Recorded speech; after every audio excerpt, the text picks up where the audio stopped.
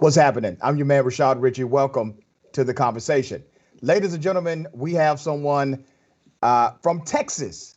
This is interesting because of what's happening in Texas right now. I have Akilah S. Wallace, Executive Director of Faith in Texas. Let's get into it. Akilah, good day. Welcome. Good evening. It's a pleasure. Well, it's a pleasure to have you on the show as well. Maybe you can help make sense of some things happening in Texas. But before I get to Texas, this week marked the 1 year anniversary of the death of our brother, sacrificial lamb, George Floyd. His family spoke about what this experience has been like. The president of the United States, Joe Biden, he has given encouragement for the passing of the George Floyd Police Justice Accountability Bill, but no movement. Tell us about your organization, what you all do, and how does it interplay with what we're trying to get accomplished in policy? Absolutely. So I have the distinguished honor of being able to, serve as the executive director with Faith in Texas, where I am in deep relationship with clergy, community members, and lay people throughout Texas who are deeply committed to bringing the faith narrative and perspective to how the oppression and deep pain that Black people are and have been experiencing in this nation for quite some time must cease, and how our faith calls us to see it, and to move into action. So when I think about today being the 1 year anniversary of the loss of our dear brother, George Floyd, and then the pain and anguish that many people faced, it is our hopes through our organizing and collective efforts that people are called to action. And for that, intentionally in the ways that we are holding our legislators accountable, at the local, state, and national level. So we have, potential bills that are stalled at the national level. And then even here at the state of Texas, Faith in Texas was in collaboration with various coalition partners across the state working to pass the George Floyd Act. And just last week, we took clergy and their voices to the Capitol in Austin, calling for the passing, but yet our legislators are just not taking it seriously. And they're trying to find ways to kind of overlook the fact that there's violence against Black people at the hands of police and those who do not value our lives. And so for us, it's really important, through Faith in Texas, as well as through the collective efforts of the Black women I organize with across the Southern region, for us to call for policies, for bills that actually protect people. I have a fundamental belief. I believe that policy is a social contract between the community and the government. And at the root of policy, you can find real or spiritual dynamics, okay? Because it's about how you treat people. But let me pose this question to you because I'm a man of faith. I believe in God. I'm okay if somebody does not have the same belief I have. That is not required.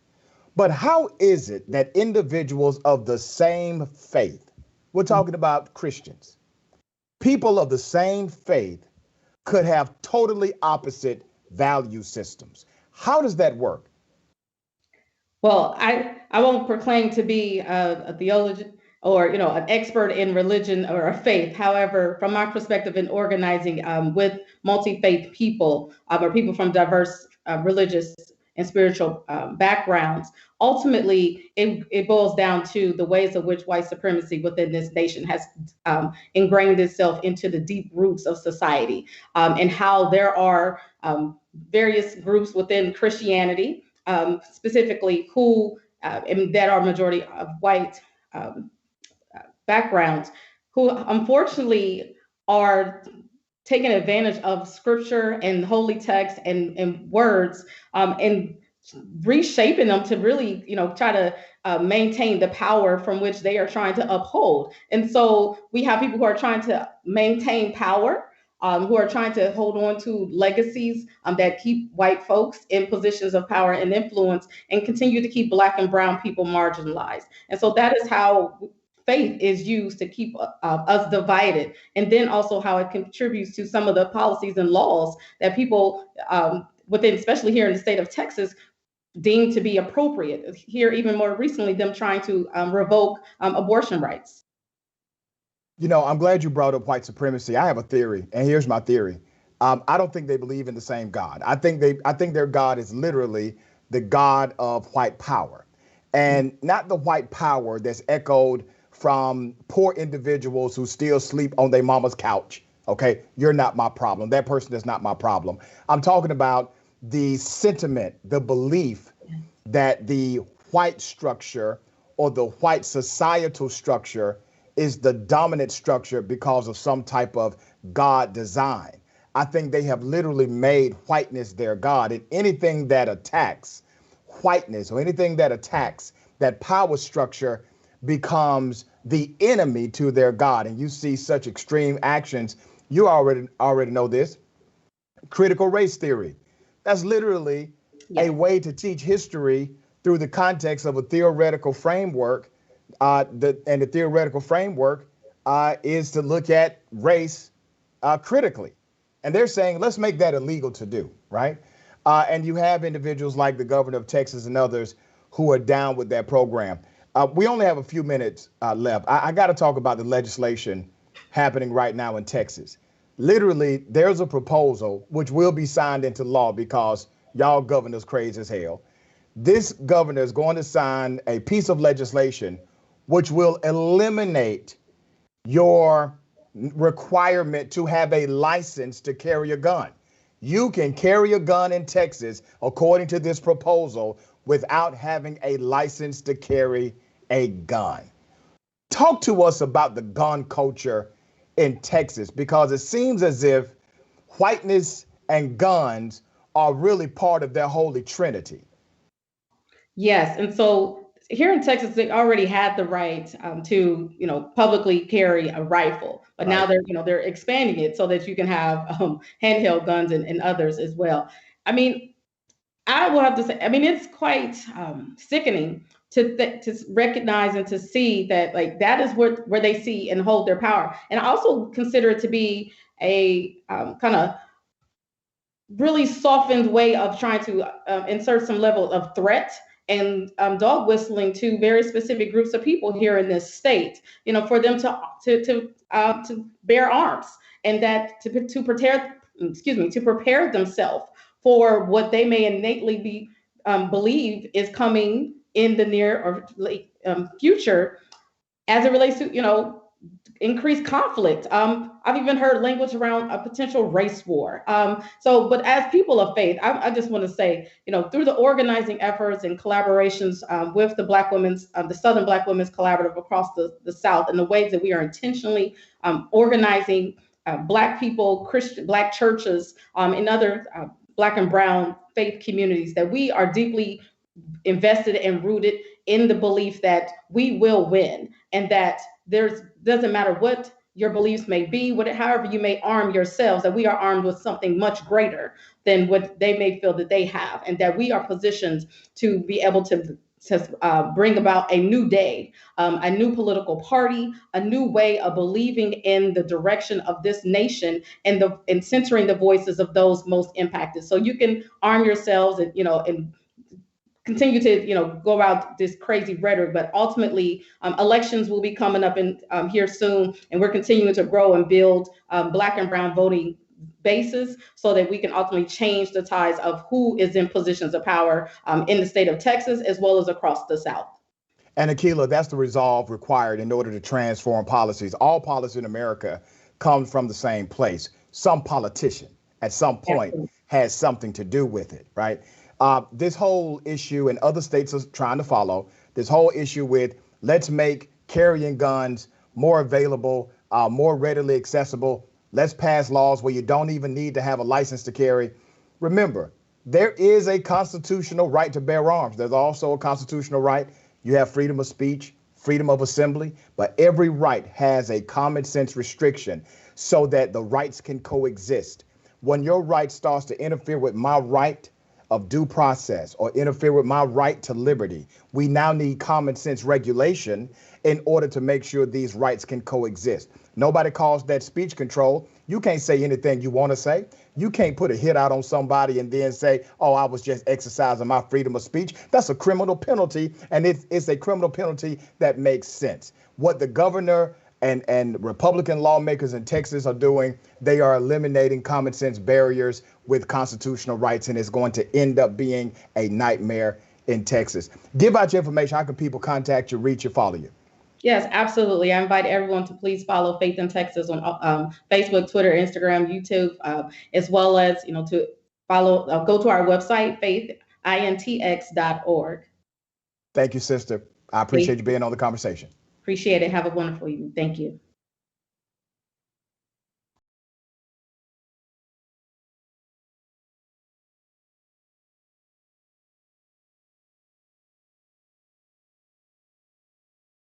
You're about to watch some behind the scenes footage of the Young Turks. Ooh. Now, these are partial videos. If you want to get all of them, you become a member, go to tyt.com/join, and you'll get all the behind the scenes of me, Anna, John, JR, a little bit reality show like. tyt.com/join and enjoy this. You know what you're seeing behind me? Jersey. Hold. Watch me flip this camera. However I flip it. Do I flip it like this? No, I just took a picture. I'm bitzing right now. What?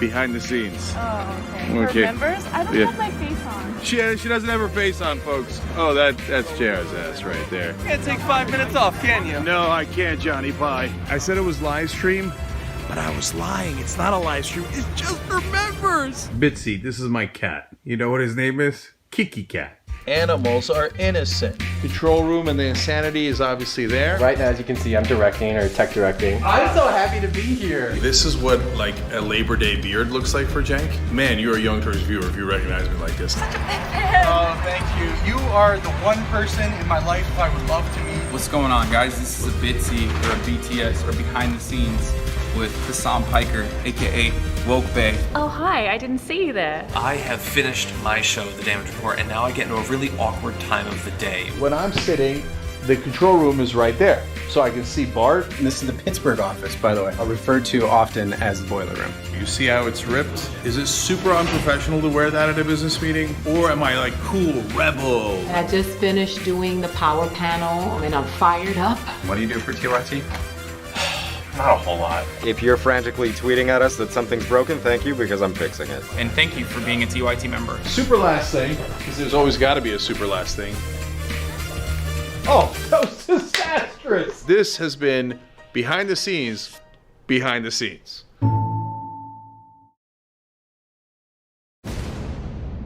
Hi, this is Tim Frisch, Director of Post-Production and Graphics at the Young Turks. As you know, the whole world is social distancing right now, and that includes marijuana. Where you going, marijuana? He's okay.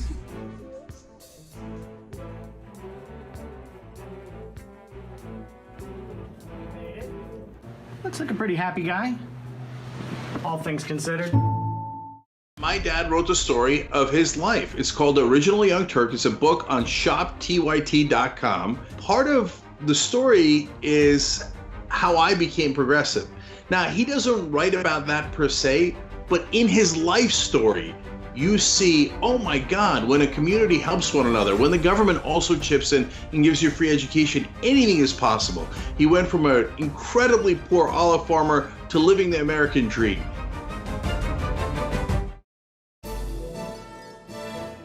When news is breaking, and when you need Brett Ehrlich, it's time. When news breaks, when news is breaking, and you like... When news is breaking, and you need Brett Ehrlich, it's time for Breaking News with Brett Ehrlich. This is Breaking News with Brett Ehrlich.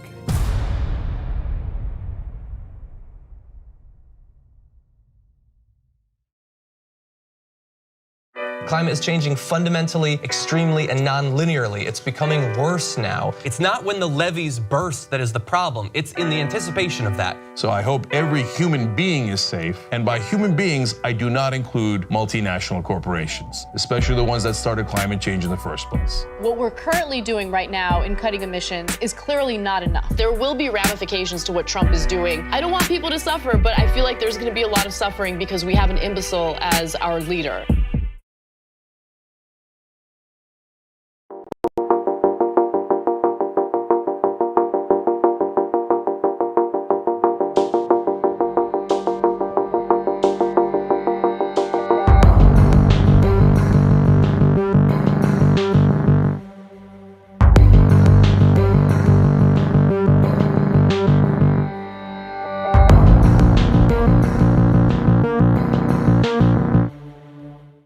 What's happening? I'm Dr. Rashad Ritchie, and welcome to the conversation. We got a treat for you today.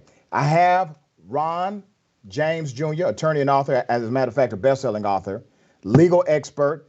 This guy has an extensive legal career, graduate of Yale University and Duke University School of Law, practiced law with 2 decades plus, Washington, D.C. area. He lives with his wife, 2 sons, great dude. But he has a new book, The Truman Court, Law and the Limits of Loyalty. We're going to talk about how the U.S. Supreme Court under Truman has parallels to the U.S. Supreme Court today. And we know a lot of justices have been appointed by former President Donald Trump. So I got a few questions for this guy.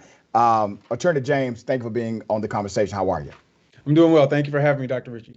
All right, let me first ask you, man, before we get into this other stuff in your book, expand the U.S. Supreme Court or do not expand the U.S. Supreme Court. What say you?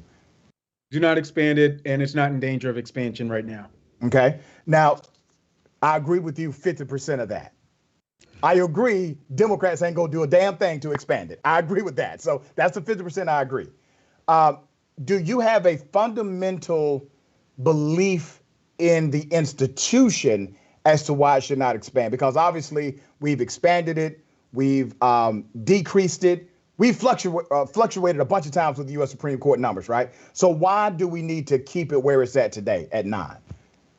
Because I think there's enough work that can be done within the number 9. Examples that were floated during Franklin Roosevelt's ill-fated plan to a judicial reform plan is what he called it, but we all know it as the court packing plan. There were ideas that Congress can pass laws that say that laws dealing with the Constitution, in order for those to be overturned on a constitutional basis, 6 justices must agree. They can put a supermajority on the Supreme Court.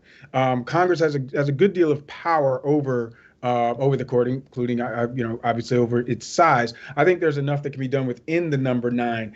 I don't think we're in danger of expanding it, and I don't think we should, because no president controls whether or not he or she gets to appoint any justices. So let's say we went to 13, for instance. There's nothing to say that a justice might not end up appointing 7.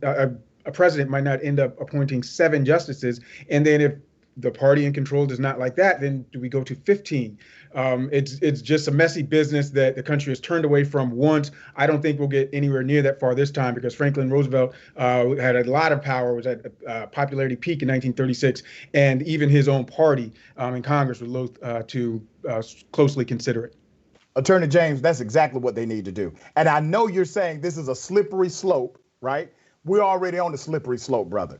So yes, if you expand it, it's, people call it packing the court. I know the whole campaign is that we're enhancing the court. We're making the court more responsive. That's a bunch of crock. We know that's bull, right? This is about political balance of the court. So let's argue it in that context. Let's forget what Democrats are saying it is. Let's forget what Republicans are saying it is. Let's talk about what it's really here for.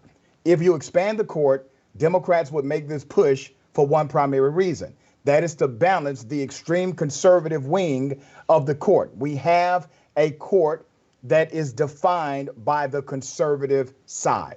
They would like to find some balance there, right? Do you think there's an argument because the court, and this is according to your book, brother, has been politicized since Truman? And if it's already a political beast or a political institution, why all of a sudden in this era, we're saying, let's stop playing politics with the Supreme Court if we've already crossed that bridge? Well, first, I would just take issue with the characterization, which is what we read every day, that the conservatives are in control of the Supreme Court. No, the right-wing justices are in control of the Supreme Court. The Chief Justice is a conservative. But Justice Clarence Thomas, for instance, is not a conservative. He's a right-wing justice. When one seeks to overturn precedents that are just 4 or 5 years old, or overturn precedents with the aggressiveness with which Clarence Thomas has said he wants to do so, that is the opposite of conservatism, because you're not conserving anything. That's a very good point, attorney. To get where you want to go. So I think that's more than a semantic point. And one point I'll give Justice Thomas is that he's honest about wanting to do it. He doesn't try to cloak it the way that I think particularly some of the newer justices try to do to continue to carry this mantle of what they want to be perceived as conservatism, when in fact it's just pushing an ideology and not conserving what the court has been, which is stare decisis and adherence to precedent. My man, you make a hell of a point. All right, Attorney James, let's talk about Truman. President Truman served from 1945 to 1953. This cat appointed 133 Article III federal judges, which includes 4 U.S. Supreme Court justices, 27 judges to the U.S. Court of Appeals, 102 judges to the U.S. District Courts, and his impact is still felt today. Tell us about the impact of Truman by using the court and using the court to uplift his political agenda and how that draws parallels to what the court does today. Well, President Harry Truman was the first to do now what we have come to expect of our presidents, and that is to use the judicial branch to advance and not just defend their political agendas. President Truman nominated 3 justices and the Chief Justice to the Supreme Court of the United States, and he used the Department of Justice through the federal judiciary to advance many of his civil rights agenda that was being stymied and blocked by the Southern members of his own party in the United States Senate. And once he saw and accepted that the Senate was going to block any effort toward desegregation, he moved toward executive orders, and he moved towards judicial actions using the Department of Justice in conjunction with the NAACP in working cases through the courts to reach the Supreme Court. And we see that those tactics emulated by presidents of both parties to this day, the use of the executive orders and the use of the Article III courts. And do you agree or disagree with that method? Move their agenda. Do you agree or disagree with that method? I think it's necessary because Congress stopped doing its job.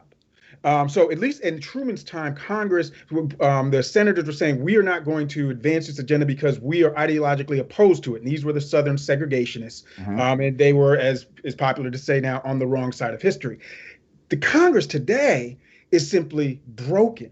It doesn't do anything except name post offices, and I'm not even sure if they do that. So politics, even more than nature, abhors a vacuum. And in this vacuum, the executive has grown very much in power, but so has the judicial branch. It's grown very much in power. And so when the executive is able to work through the judiciary and bypass Congress, we get some of what we, again, have come to expect in the American body politic today. You have a gridlock right now in the U.S. Senate. I know I got a couple of minutes with you. You got a gridlock in the U.S. Senate. Obviously, they're not going to get rid of the filibuster. Massive legislation that could actually transform true policies. These are the real point of contentions, right? Those things are not going to really be bipartisan legislation. Do you think it is time for Joe Biden, the president of the United States, to start using executive authority and let the courts check his authority down the road if he is in fact in violation? I think he should start using it where he can, but where he wants to move, particularly in the spending, he can't. He's not able to do it because Congress still has the power of the purse. And so when the president does something, as the previous president, Donald Trump, did with diverting funds that had been allocated to the Department of Defense, using it for the wall, it doesn't even have to even much go through the courts, because as soon as the party shifts, that money comes right back. And that's what they're working on right now at the Pentagon, is reclaiming a lot of this money that had been diverted to the wall. So when it comes to spending, which is really what the president wants to do, that's difficult to do by executive order.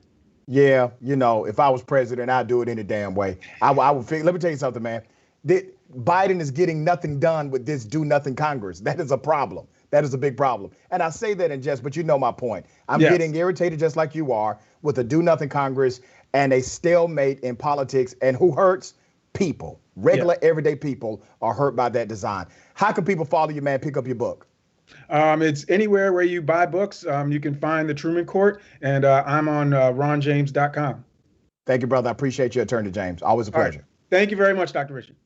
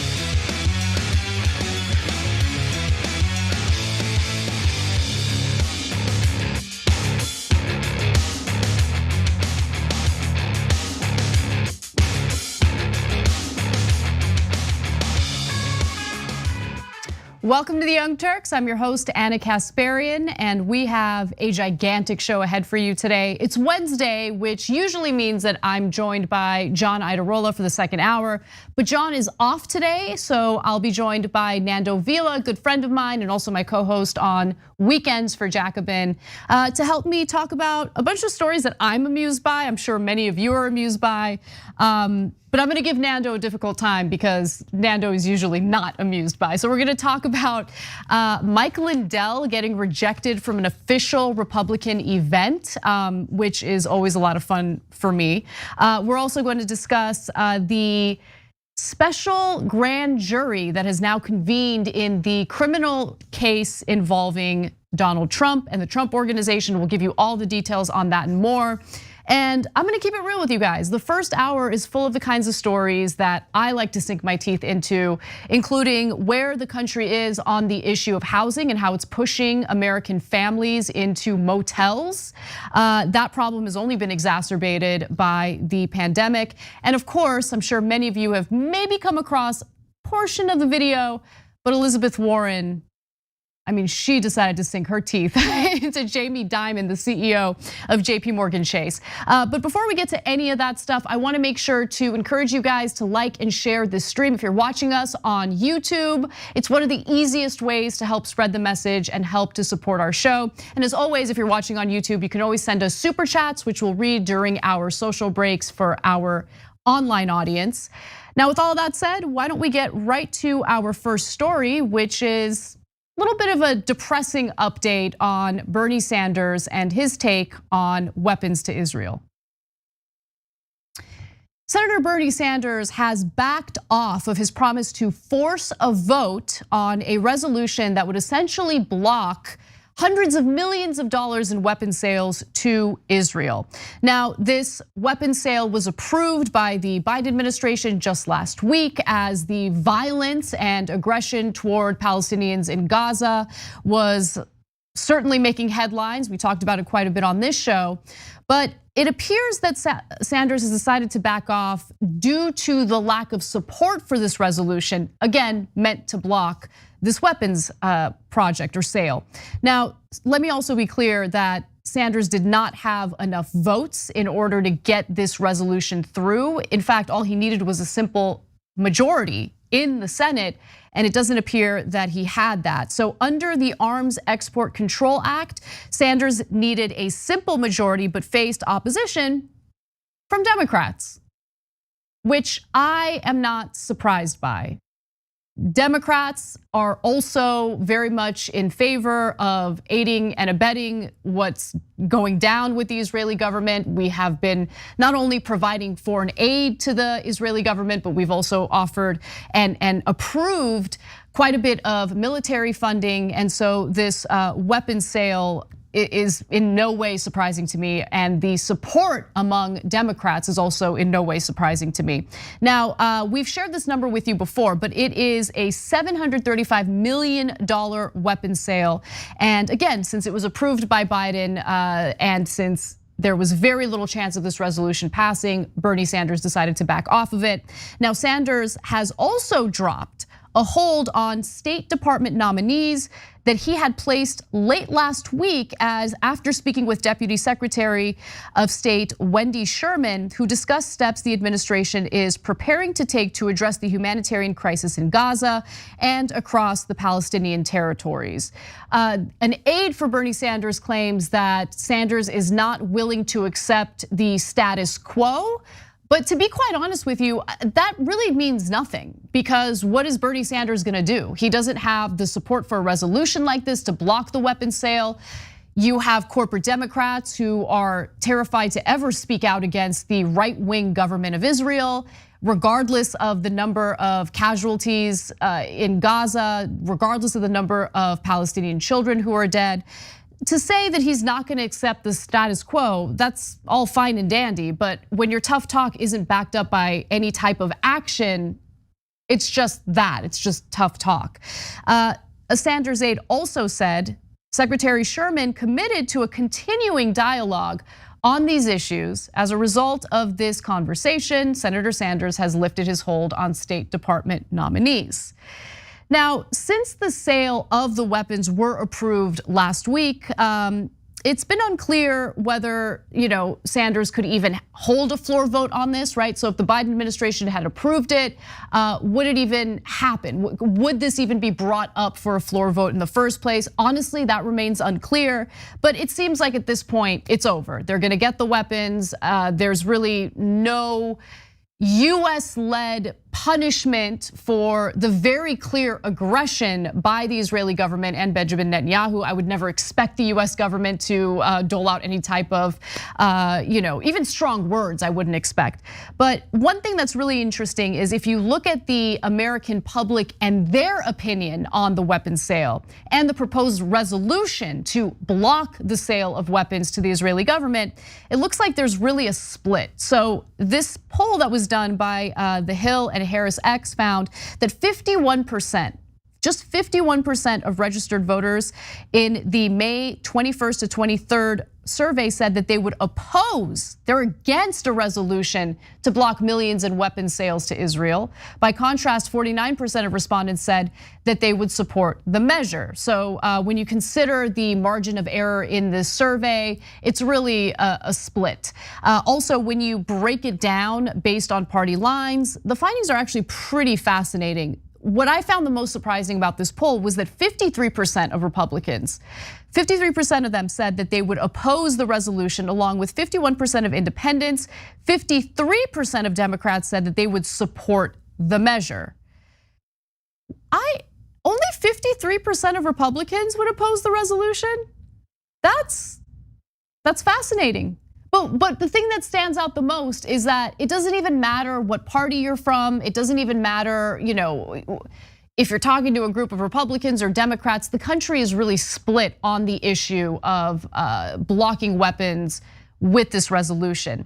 Now, in the meantime, since we now know that the weapons will go to Benjamin Netanyahu's right-wing government, the UN is gearing up to start asking some questions, doing some investigation into whether Israel conducted or took part in any war crimes. And if they did, if they're found guilty of war crimes, just keep in mind that it's US weaponry that certainly aided and abetted those crimes. Pakistan and the Palestinian Authority, according to the Jerusalem Post, submitted a resolution on the creation of a fact-finding mission that will be voted on Thursday when the UN holds a special session on the matter in Geneva. It's expected to receive the majority vote in the 47-member body. The committee would investigate Israeli activity in Gaza, for instance, and Jerusalem, as well as the ethnic riots that broke out in mixed cities within sovereign Israel. Also, the resolution states that the commission would be authorized to make recommendations, in particular on accountability measures, all with a view of avoiding and ending impunity and ensuring legal accountability, including individual criminal and command responsibility for such violations and justice for victims. The wording in the resolution sounds great. I also want to just note that in order for anything to really happen, you would need the most powerful country in the world to agree that maybe we should look into the actions of the Israeli government to see if there are any war crimes here. And of course, that government is the United States, and that government is the one that's providing the weaponry for the war crimes, alleged war crimes that have taken place. So while there are countries, part of the UN, who absolutely do want to investigate this, who want to hold Israel accountable, the fact of the matter is, at the end of the day, if the United States is not on board, if the United States continues to provide military funding and weaponry to Israel, nothing's gonna change. Really, nothing is gonna change. The only silver lining that I saw in the recent violence was the change in rhetoric when it came to the way it was covered in the US press. Oftentimes, it's very one-sided. While it's an asymmetrical, the violence is asymmetrical. As I've said, the military capability is asymmetrical. There's disproportionate power on the Israeli side. The way that it's been covered historically in the United States has been lopsided in favor of the Israeli government.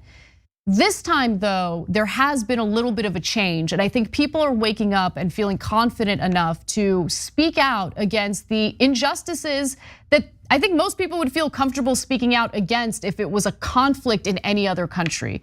So what gives me hope is that these honest conversations continue, that the justified criticism and critique continues, and really that's the way you start shifting or changing minds on this issue, because everyone in that region deserves a life of dignity. Israelis deserve a life of dignity. Palestinians absolutely also deserve a life of dignity. And unfortunately, they have not been given that, especially not in Gaza, an open air prison, especially not under conditions of an apartheid. And that needs to change. And the only way it can change is if people feel confident and free enough to speak their minds and point out the atrocities that take place. All right, well, let's move on to our next story, because this is something that I was bringing up on the show quite a bit yesterday. And I was wondering where Biden's been. I've been wondering if there's been any negotiation on the infrastructure bill. And luckily, the conversations are continuing. They are negotiating it. But once you get into the nitty gritty and you look at the details, not a lot to be too excited about. Keeping it real. So let's get to the story. The Biden administration has already provided some concessions to Senate Republicans on the matter of the infrastructure deal. Now, the infrastructure bill is still in the negotiation process. The Biden administration, along with the Democratic Party, are still entertaining the idea of getting Republicans to sign on to it. But there are some progressive Democrats who are like, let's get this going. We're wasting time. We need to do this through reconciliation. We're not going to be able to do this in the Senate with a vote of 60 senators saying, yes, we're in favor of this infrastructure bill. Remember, it's Mitch McConnell who clearly noted that he will not in any way go along with Joe Biden's agenda. His #1 priority is to fight Biden's agenda. So why would anyone think that Senate Republicans have any interest in good faith negotiations? They don't. But doesn't matter. Biden is still engaging with them as if they're good faith actors, and it is incredibly frustrating. So what are the concessions? Well, first, let me just note that Republican senators leading the talks with the Biden administration said Tuesday that they would release a nearly $1 trillion counteroffer, up from the initial $568 billion GOP counterplan put forward earlier this month. It comes after Republicans on Friday rejected Biden's trimmed down $1.7 trillion American jobs offer that cut $550 billion out of his original $2.3 trillion plan. A lot of numbers flying around. So the only thing to take away is that Biden has, in his mind, a much higher number. Republicans decided to go from a little over half $500 billion to $1 trillion with their new counteroffer. But while all of this is taking place, Biden has already agreed to some concessions. In his $1.7 trillion counteroffer, Biden proposed what's being referred to here as minor concessions. I think that's a matter of opinion, to be quite honest with you, to remove funding for research and development, supply chains, manufacturing, and small businesses. It would also reduce $100 billion for broadband expansion to $65 billion, matching what Republicans have proposed, and cut funds for roads and bridges. But what happened? I thought that Republicans were in favor of physical infrastructure. Republicans claimed they want physical infrastructure, not social infrastructure. So why is Biden randomly deciding here to cut funding for roads and bridges? And also, the broadband that's proposed in this infrastructure plan would overwhelmingly benefit Americans in rural parts of the country, typically Americans in red states, Americans who have Republicans as their local representatives. It is pretty incredible how much the Republican Party will, on one hand, pander to their voters, right, when it comes to culture war nonsense, but behind the scenes, they'll screw them, even with something as simple as offering them broadband internet. Okay, awesome. I don't know why Biden decided to make these concessions. They make no sense to me at all, especially when you look at polling indicating that his infrastructure plan is wildly popular. It's even popular with Republican voters. All he needed to do was really just fight for it rather than waste his time negotiating with Senate Republicans. And when it comes to the cuts in research and development, this is an incredibly vague way of reporting it, and I can only speculate as to what they're referring to with research and development. But remember, Biden wanted to focus on research and development pertaining to renewable energy.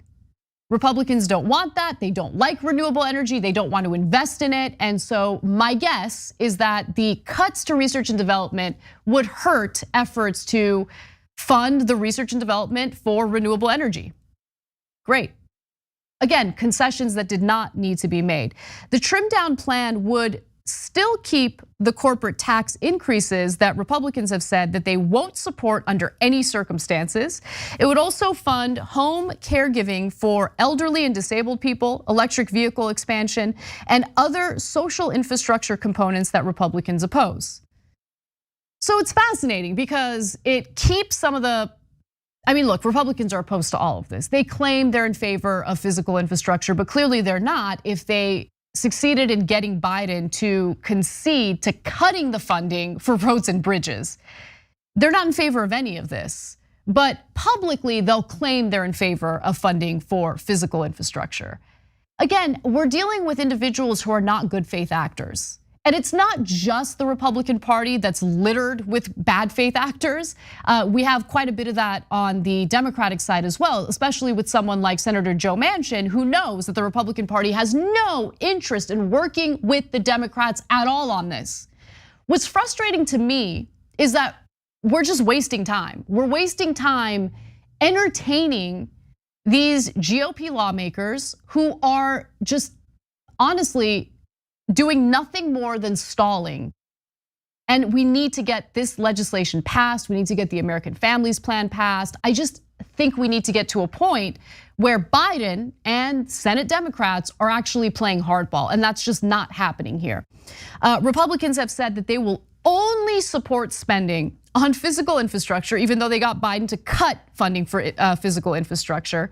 Also, Senator Roger Wicker, who's a Republican from Mississippi, said the upcoming counteroffer would keep former President Donald Trump's 2017 tax cuts intact, avoiding corporate tax increases proposed by Biden and instead repurpose already approved COVID-19 relief funds to pay for repairs to roads and bridges, broadband expansion, and other infrastructure. He characterized the price tag as matching what Republicans have discussed in closed-door meetings with the president, although the White House disputed that Biden gave them his support. That's the other thing. I mean, when you're dealing with bad faith actors, they're gonna leave the meeting with Biden and claim that Biden agreed to all sorts of things that he didn't necessarily agree to.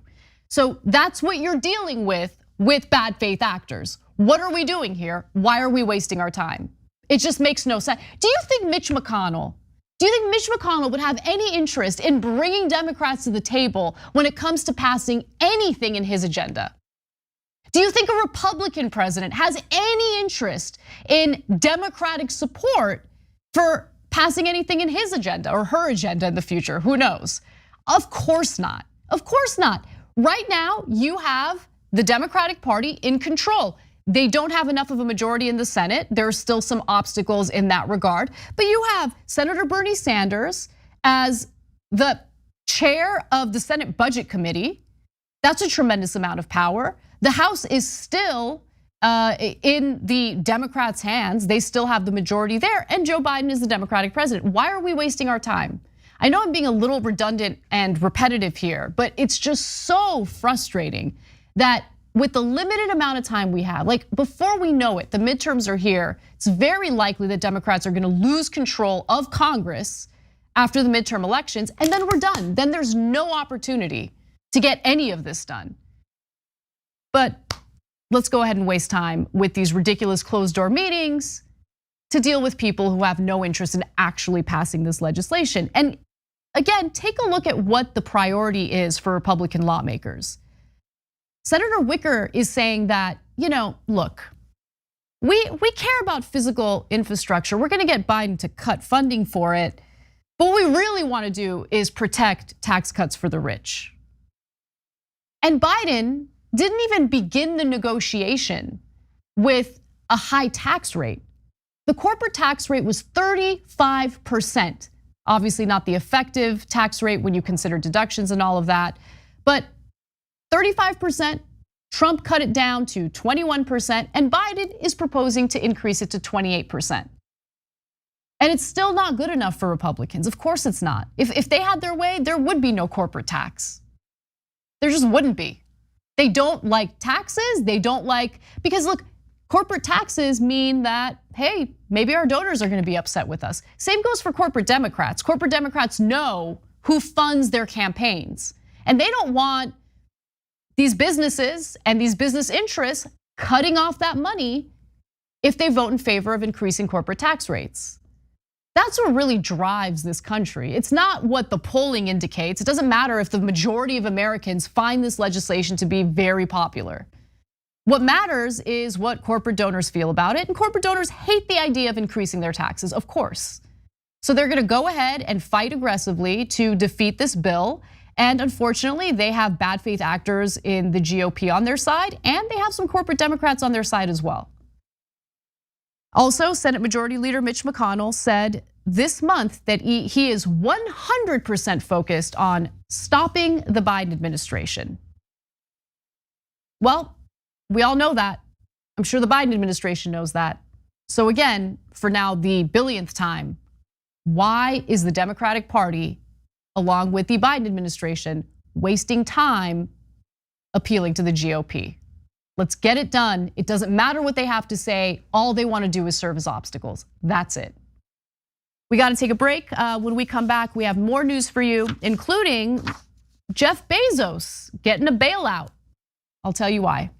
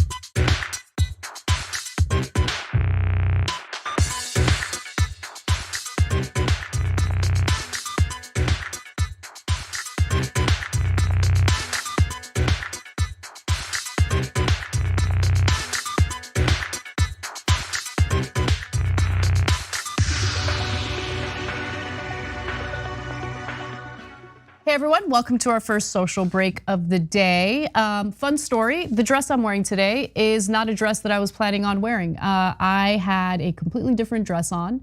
It had a loose thread that I decided to pull because I just thought it was like a random loose thread, not a big deal. Front of the dress completely unraveled. And this dress is a dress that I was planning on donating. Luckily, it was in the trunk of my vehicle and I had something to put on for the show today, but it's been a day, guys. It's been a day. It's been a lot. Anyway, so let me give you some programming notes, beginning with our LGBTQ special. As part of TYT's Pride special, Shop TYT is actually donating 100% of its proceeds on June 1st to the Trevor Project. You can check out the Pride collection over at shoptyt.com. Also, we are having an LGBTQ special, and you can check that out on June 1st at 8 p.m. Eastern time, 5 p.m. Pacific at tyt.com/live. It'll be hosted by Jason Carter, and it's featuring John Idarola, Adrian Lawrence, Daniel Franzis, and Plastic Martyr. I mean, there's a lot of names on here. It's gonna be a great show, so make sure you guys check that out. Also, I had a fantastic conversation, pre-taped interview with Dr. Rashad Ritchie. He is one of the latest hosts here at TYT, and we talked about his upcoming show, actually what am I saying? Upcoming. It was launched this week.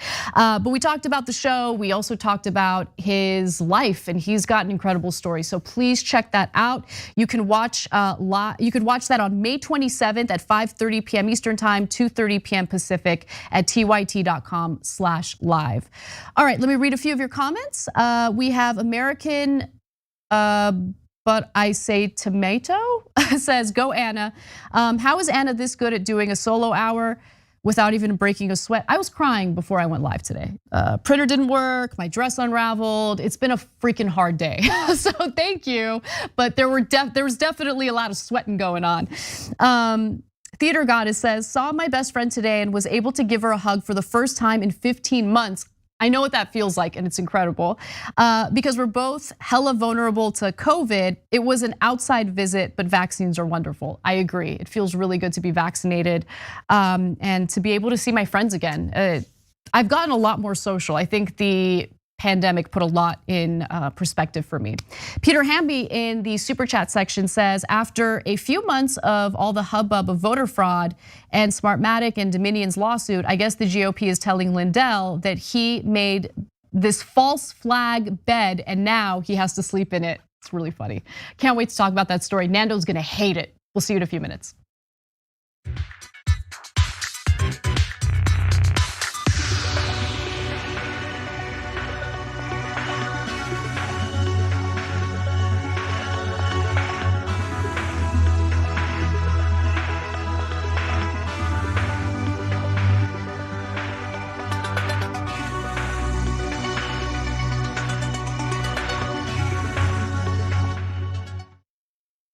Anna Kasparian with you guys. I was about to say Anna and Cenk with you. Cenk is not here. He'll be back tomorrow though. All right, well, let's get to our next story because the richest man in the world apparently needs the US government to offer him a bailout. What? Well, that's kind of how this country works, unfortunately. It's what happens when you're ruled by oligarchs. Now, let's get to it. All right. NASA is outsourcing its capacity to work on the lunar program, and they're outsourcing it to private companies. And so Amazon had put its name in the hat. Well, I should say Jeff Bezos and a different company that he founded put its name in the hat to win a government grant in order to be part of this lunar program. Now, Bezos has created something called Blue Origin. It's his space program. It's a competitor to Elon Musk's SpaceX. And it turns out that NASA decided to grant this money to SpaceX instead of Jeff Bezos's company. Now, Bezos didn't like that, right? He wants to be part of the action. And so a US lawmaker, a senator from the state of Washington, has come in to essentially carry water for him. And of course, it's a Democrat. The order would come through the Endless Frontier Act, a bill to beef up resources for science and technology research that's being debated on the Senate floor this week. An amendment was added to that legislation by Senator Maria Cantwell, Democrat from Washington, to hand over $10 billion to NASA, money that most likely will go to Blue Origin. So Cantwell's measure wouldn't rescind the grant to SpaceX, but would create an additional grant, okay? An additional contract that Bezos's company would be in line to win. A third company, Dynetics, had also bid for the moonshot, but the author of the new amendment, Cantwell, offers a strong suggestion of which company it's likely to benefit. Oh, well, what's the strong suggestion? Could it be the fact that Blue Origin is based in her home state? Is that the strong message here? Yeah, I mean, look, she's clearly looking out for business interests that operate out of her own state.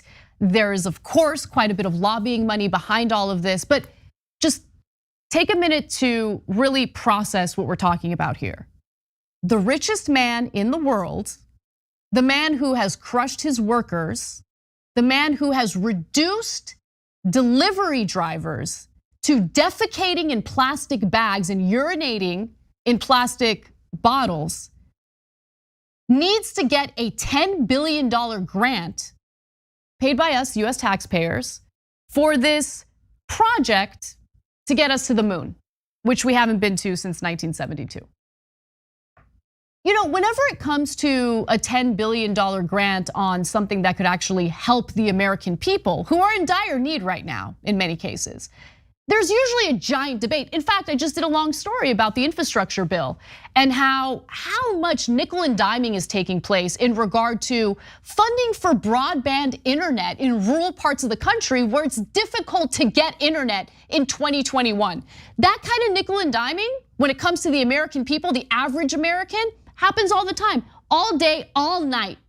But when it comes to one of the most powerful men, one of the most wealthy men in the world, $10 billion, let's write an amendment. Let's write an amendment. Maybe we can do 2 grants, guys. Maybe we can do 2 grants. We got 2 wealthy guys here. Both of them, you know, we care about a lot more than the average American. So why don't we appease both of them? It's disgusting. Look, Ryan Grim did an excellent job reporting on this in The Intercept. I encourage you to read the piece to get a full picture of this story. But he was also recently interviewed for The Rising, and he talks about it in a little greater detail in this clip. Let's take a look. What's so amazing is that NASA actually went with SpaceX, not just because they were cheaper, but they were much cheaper. You know, $3 billion compared to, I think, $6 billion on Blue Origin's bid. And they said, look, I know that Congress had suggested that we bid out to a couple of different companies, but we don't have enough money. They had come to Congress multiple times saying, if you really want this project, if you really want us getting to the moon, you know, we're going to need a bigger budget than we have right now. NASA was unable to persuade Congress. The only way that Congress decided to open up the piggy bank is when Bezos and Blue Origin said, hey, wait a minute, we thought we were going to get this contract, but we didn't. And so then all of a sudden, you know, $10.032 billion authorization winds up in this new bill and moves quite quickly. Now it's not done yet. It would still have to go. It still has to go through the Senate, to go through the House. They have to find the money through an appropriation or some already appropriated money that they can move there. But it's a huge win for Bezos and Blue Origin, and it's a bigger win than NASA itself was able to get. So Ryan did a great job explaining how this all works, right? So it's not as though Cantwell just, you know, snapped her fingers and offered $10 billion to Jeff Bezos. The Congress still has to vote on this, right? They still have to approve it, but it's very likely to be approved. I mean, when you look at how the vote in the Senate broke down, the vast majority of senators voted in favor of providing these grants. And so we'll see what the final result is, what the final bill looks like with all the amendments included. But what persuaded Cantwell? What would persuade other lawmakers? As we know, Cantwell is probably looking out for business interests in her own home state. But when it comes to other lawmakers who might actually vote in favor of this awful idea, it might have to do with the fact that Jeff Bezos has spent quite a bit of money on lobbying. It always goes back to the money. Before I give you those figures though, what I thought was interesting was how Cantwell tried to sell this idea, sell this amendment. I mean, did she have any way of, I don't know, framing this as something that could be persuaded? Like, can you be persuaded by it maybe? I don't know. I mean, could you? Is there something that she could point to as a good reason for why we need to provide 2 different grants just to ensure that Jeff Bezos is included in all of this? She says, I think there needs to be redundancy or multiple contractors in case one fails. And it has to be clear this process can't be redundancy later, it has to be redundancy now. Bravo, bravo. Was she in speech and debate? She was in speech and debate, huh? I'm sure she won all the gold trophies. That was the worst argument I've ever read for anything. I mean, it's amazing that we need redundancy, but we don't need redundancy later down the road. We need redundancy now. Redundancy now, everyone. That should be her campaign slogan when she runs for re-election. Just absolutely shameful and pathetic. Now, Bernie Sanders is not in favor of this. He says it does not make a lot of sense to me that we would provide billions of dollars to a company owned by the wealthiest guy in America. And the wealthiest guy in America knows where to spend his money to get what he wants. He knows how to get a good return on his investment because Blue Origin spent $625,000 lobbying the Senate in the first 3 months of 2021. Among that spending was $50,000 to a team of lobbyists at a firm called Clark Hill that would specifically focus on the moon landing program. And the one thing that Bezos, or maybe there are other things, but one of the more jarring things that Jeff Bezos has decided to invest his money into that is not a good return on investment is this. The Amazon founder just commissioned a 417-foot or 127-meter yacht for an insane $500 million. And it will undoubtedly be one of the most luxurious yachts the world has ever seen. And as if that wasn't enough, the mega yacht comes with a second, smaller support yacht with its own helipad. Because why not? This yacht, which has yet to be officially named, will most likely be his second yacht. The yacht is 417 feet long, spanning several decks, and it will boast 3 enormous masts. Across its decks, you can expect sprawling lounges, snazzy bars, huge swimming pools, and enough entertainment to last you at least a year. So while Congress means tests Americans during the pandemic to decide whether or not we deserve any type of financial aid, they have no problem just tacking on amendments suggesting that the wealthiest man in America should get a $10 billion grant for his little pet project. I want you guys to compare the way we're treated to how people like Bezos is treated. There ain't no means testing. No one's bringing up his yacht, with the exception of Bernie Sanders, of course, he certainly did.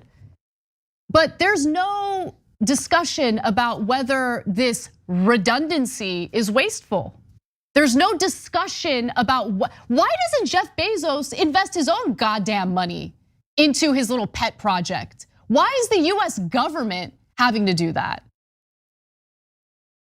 I mean, it's just, and you see this across the board with every industry. I know I bring it up a lot, but it's wrong that we as American taxpayers fund research and development for pharmaceutical drugs.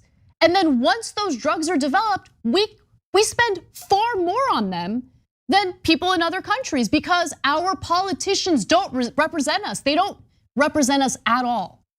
If they actually represented us, they wouldn't allow these pharmaceutical companies funded by us in their research and development to turn around and price gouge us. If they represented us, they wouldn't make these weak, disgusting arguments in the Senate about how we need to waste federal resources on redundancy to benefit Jeff Bezos, the richest man in the country. They don't represent us. They nickel and dime us. They hand out the cash to these corporate welfare queens. That's what they are. That's what Jeff Bezos is.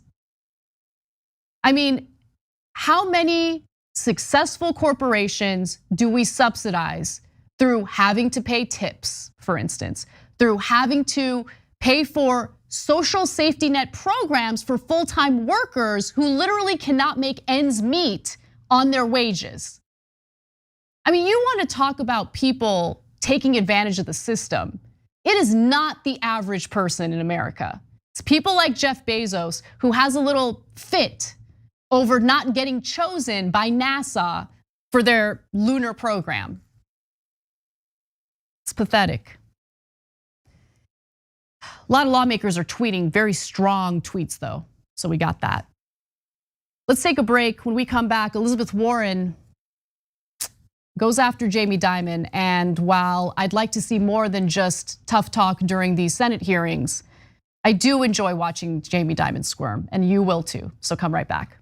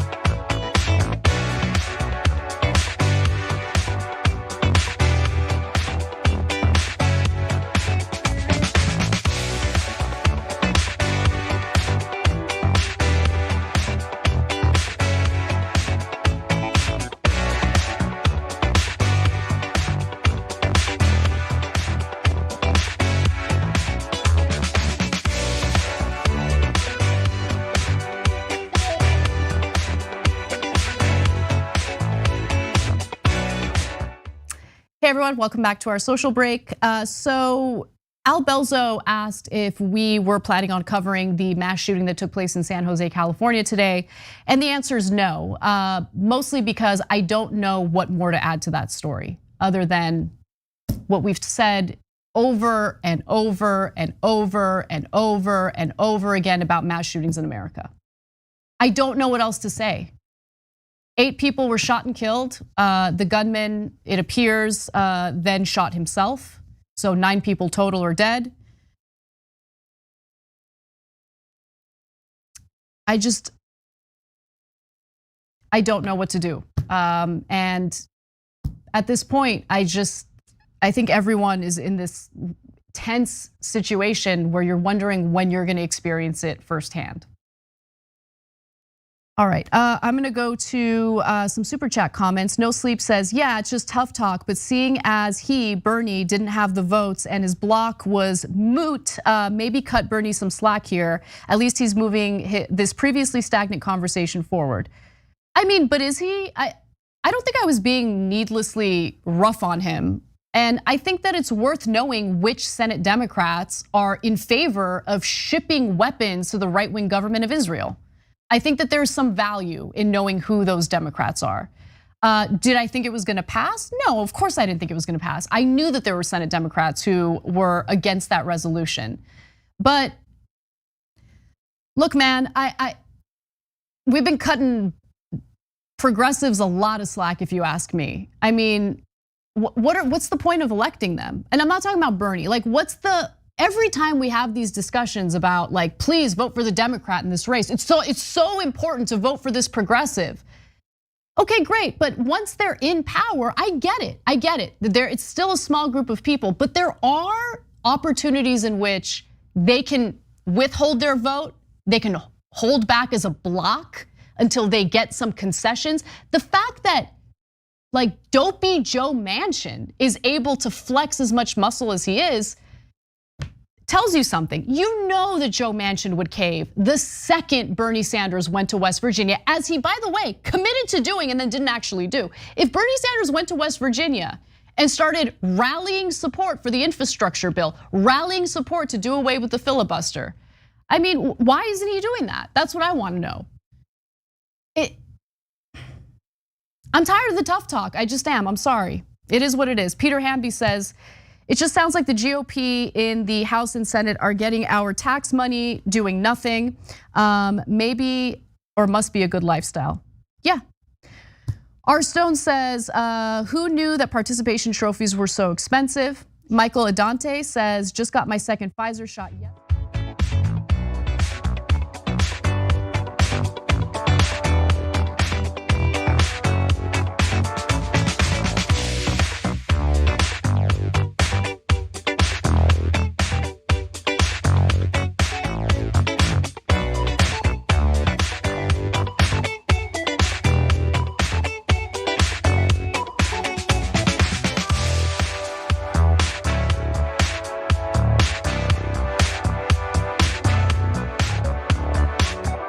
Everyone, welcome back. This will be our final segment before Nando Vila joins me for hour 2.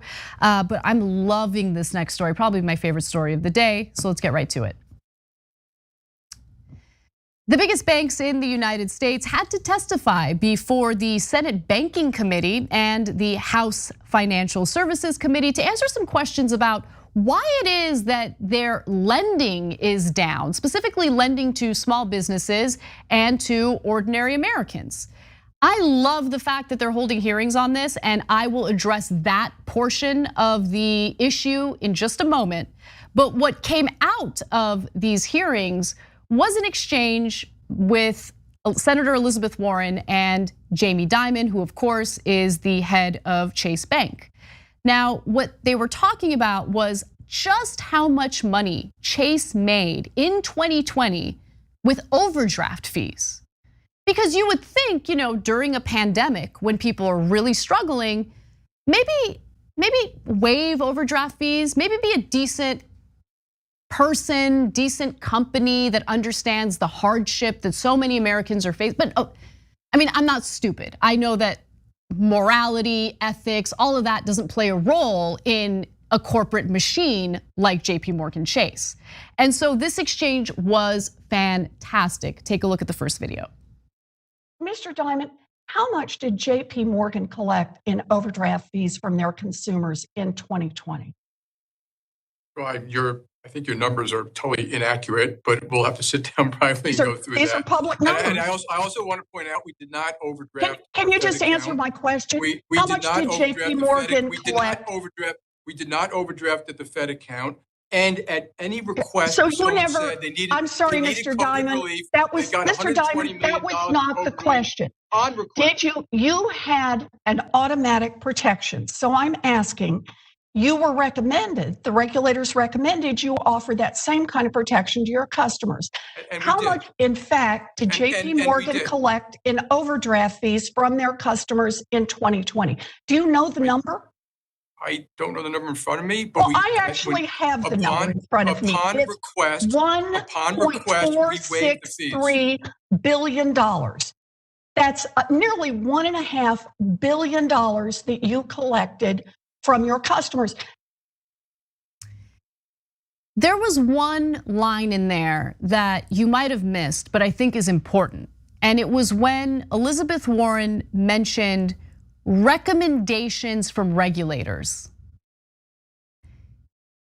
Private companies aren't interested in recommendations from regulators. Regulators are supposed to regulate, not dole out recommendations.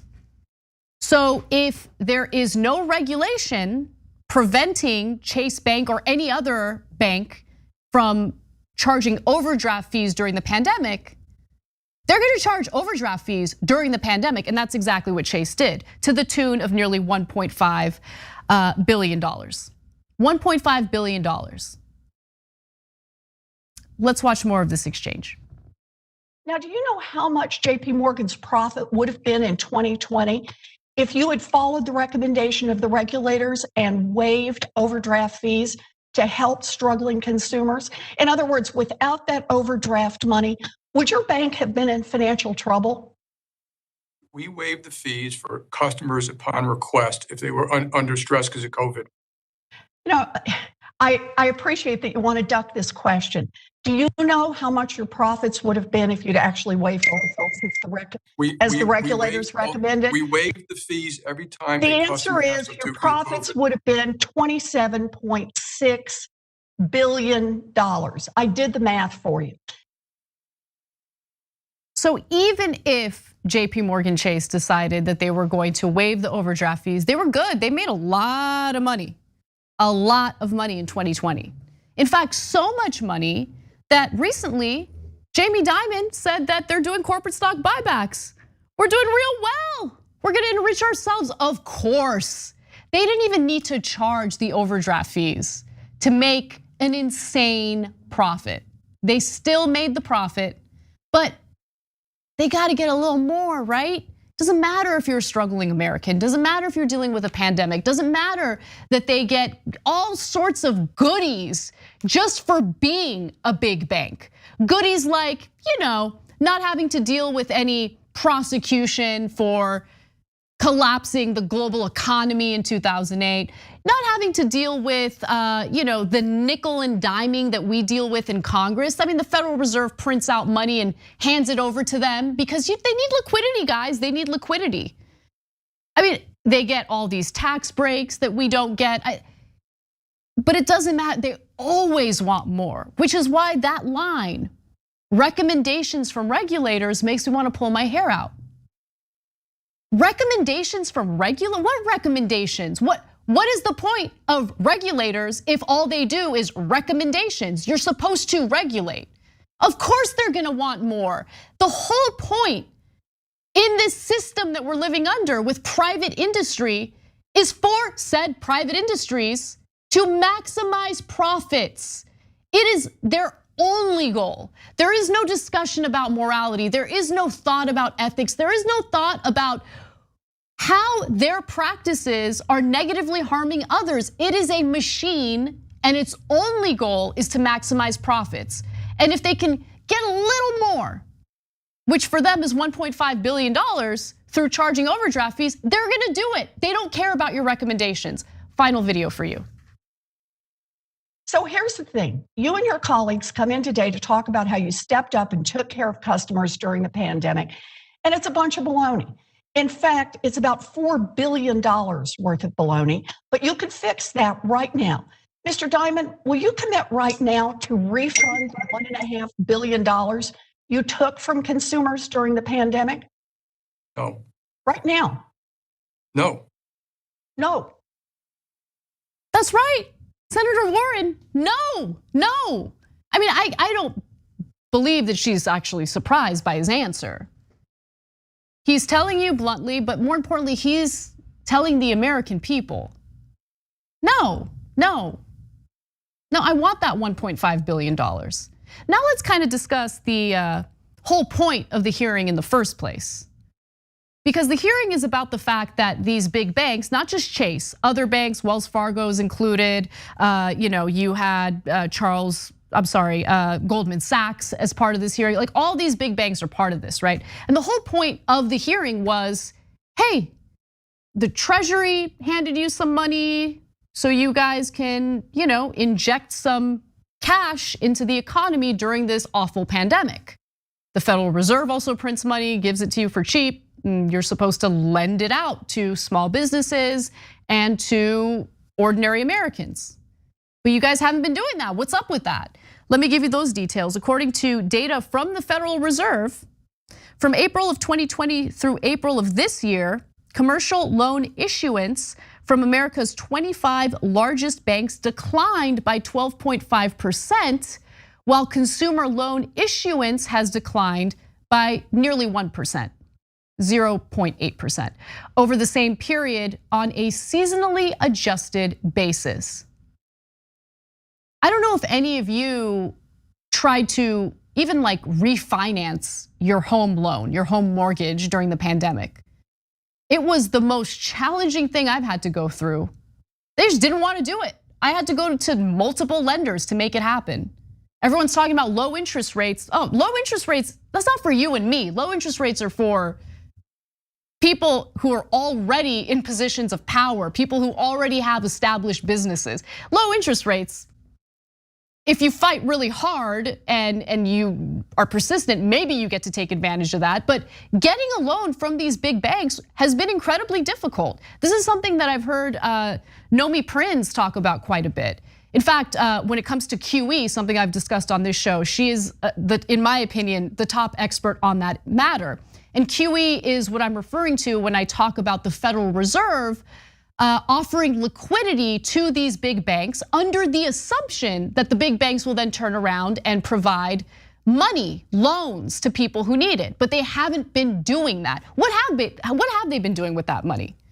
Well, let's remind you all about, first off, what the Federal Reserve has been doing exactly. I want to make sure we get the details right on that, and how that has increased corporate stock buybacks among some of these big banks. So the Federal Reserve's balance sheet ballooned following their March 15th, 2020 announcement to carry out quantitative easing, that's QE, to increase the liquidity of US banks. It reached $7.81 trillion as of May 5th, 2021. This measure was taken to increase the money supply and stimulate economic growth in the wake of the damage caused by the COVID-19 pandemic. But just a few weeks ago, we learned that these banks started to increase their corporate stock buybacks. They really ramped it up. Take a look at this fun little graph, which shows you how much corporate stock buybacks have increased in 2021. And obviously, we're not even halfway through the year yet. And when it came to the companies and why they're doing this, why would they do corporate stock buybacks? Well, for companies, share buybacks can be an enticing alternative to dividends when it comes to returning capital to shareholders, really the only point of capitalism. They reduce outstanding shares, which helps to boost earnings per share. Everything is about the shareholders. And when it comes to Jamie Dimon specifically, if you want to know what he's doing with the money, Jamie Dimon chief executive of JP Morgan, whose board gave the green light to a $30 billion buyback program in December, said last month his bank was, quote, buying back stock because our cup runneth over, end quote. Taking money from the Fed, not loaning it out to people who need it, including small businesses that Republicans claim they care so much about. And they're just making themselves wealthier, guys. That's what they do. And when Jamie Dimon's feet are held to the fire by the likes of Senator Warren with fantastic line of questions, he has the courage, the confidence to tell you, the American people, that he's gonna keep charging you overdraft fees even as you're struggling from the pandemic, and he is not gonna give you that money back. Capitalism, it's so delicious, isn't it? All right, you know what? Let's do this. Let's do one more story. And when we come back for the second hour, we'll bring in Nando Vila to help me break down Trump's possible indictment. That's a growing story that I honestly don't have a lot of hope for, but who knows? Who knows? We'll see where that goes. But for now, let's talk about what Americans are really dealing with. Americans who are living in poverty, living in the shadows, and can't even get into an apartment, even if they have the money to pay for it. So, a lengthy New York Times investigation finds that poverty in the United States has gone so far as to lead countless, I mean, there are no official numbers, but a growing number of Americans to live in motels. And part of the problem is their credit scores are preventing them from being able to get accepted into an apartment. And as a result, they're spending more money to live in motels that clearly don't have the same necessities and amenities that an apartment or home would have. Now, just how many Americans are living in these motels? As I mentioned, the numbers are difficult to track down, but the New York Times found that there are 5.6 million hotel rooms in the United States. According to STR, that's a hospitality research firm. Roughly 500,000 of them are classified as extended stay, and that's up from about 200,000 2 decades ago. So extended stay hotels/motels are typically the types of places that poor people have no choice but to live in if they could afford the weekly, oftentimes they charge weekly rate for that place. Now, what you should also consider is that it's not just adults that are living in these conditions. There are plenty of children who are living in these conditions as well. As more adults have moved into hotels and motels, so have more school children. 97,640 lived in these settings in the 2018 to 2019 school year, up from 45,780 in the 2004-2005 school year. And that's according to the National Center for Homeless Education. And in Georgia, in Gwinnett County Public Schools, for instance, the largest school system in Georgia, 91 bus stops at hotels, motels, or extended stays pick up nearly 600 students. The situation is dire, and I want you to really visualize what that kind of poverty looks like. Take a look. The Star Motel is a painful place to be. It is not a place suitable for people to live. It's a heartbreaking place. No one deserves to live at the Star Motel. Even before the coronavirus pandemic, low-income areas of Orlando were plagued by a lack of affordable housing, with families packing into crumbling motels. The Star Motel in Kissimmee, which was in disarray before the pandemic hit, was pushed over the edge by the recent economic shutdown. The motel's owner abandoned it in December. Since then, residents have been left to run the place. The power has been shut off at least 4 times.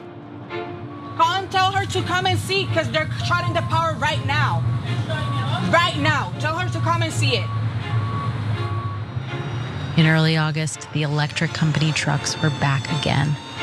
The motel's residents needed to pay $1,500 to keep the power on. Have you paid anything? Had you done anything for us? Actually, I have no Exployo because I just messaged him receipt from what I just paid on the last Right now. I have it on Facebook too. Today is the due date. This should have been paid on Friday. Like every other Friday, they has been paid because we went and got the money.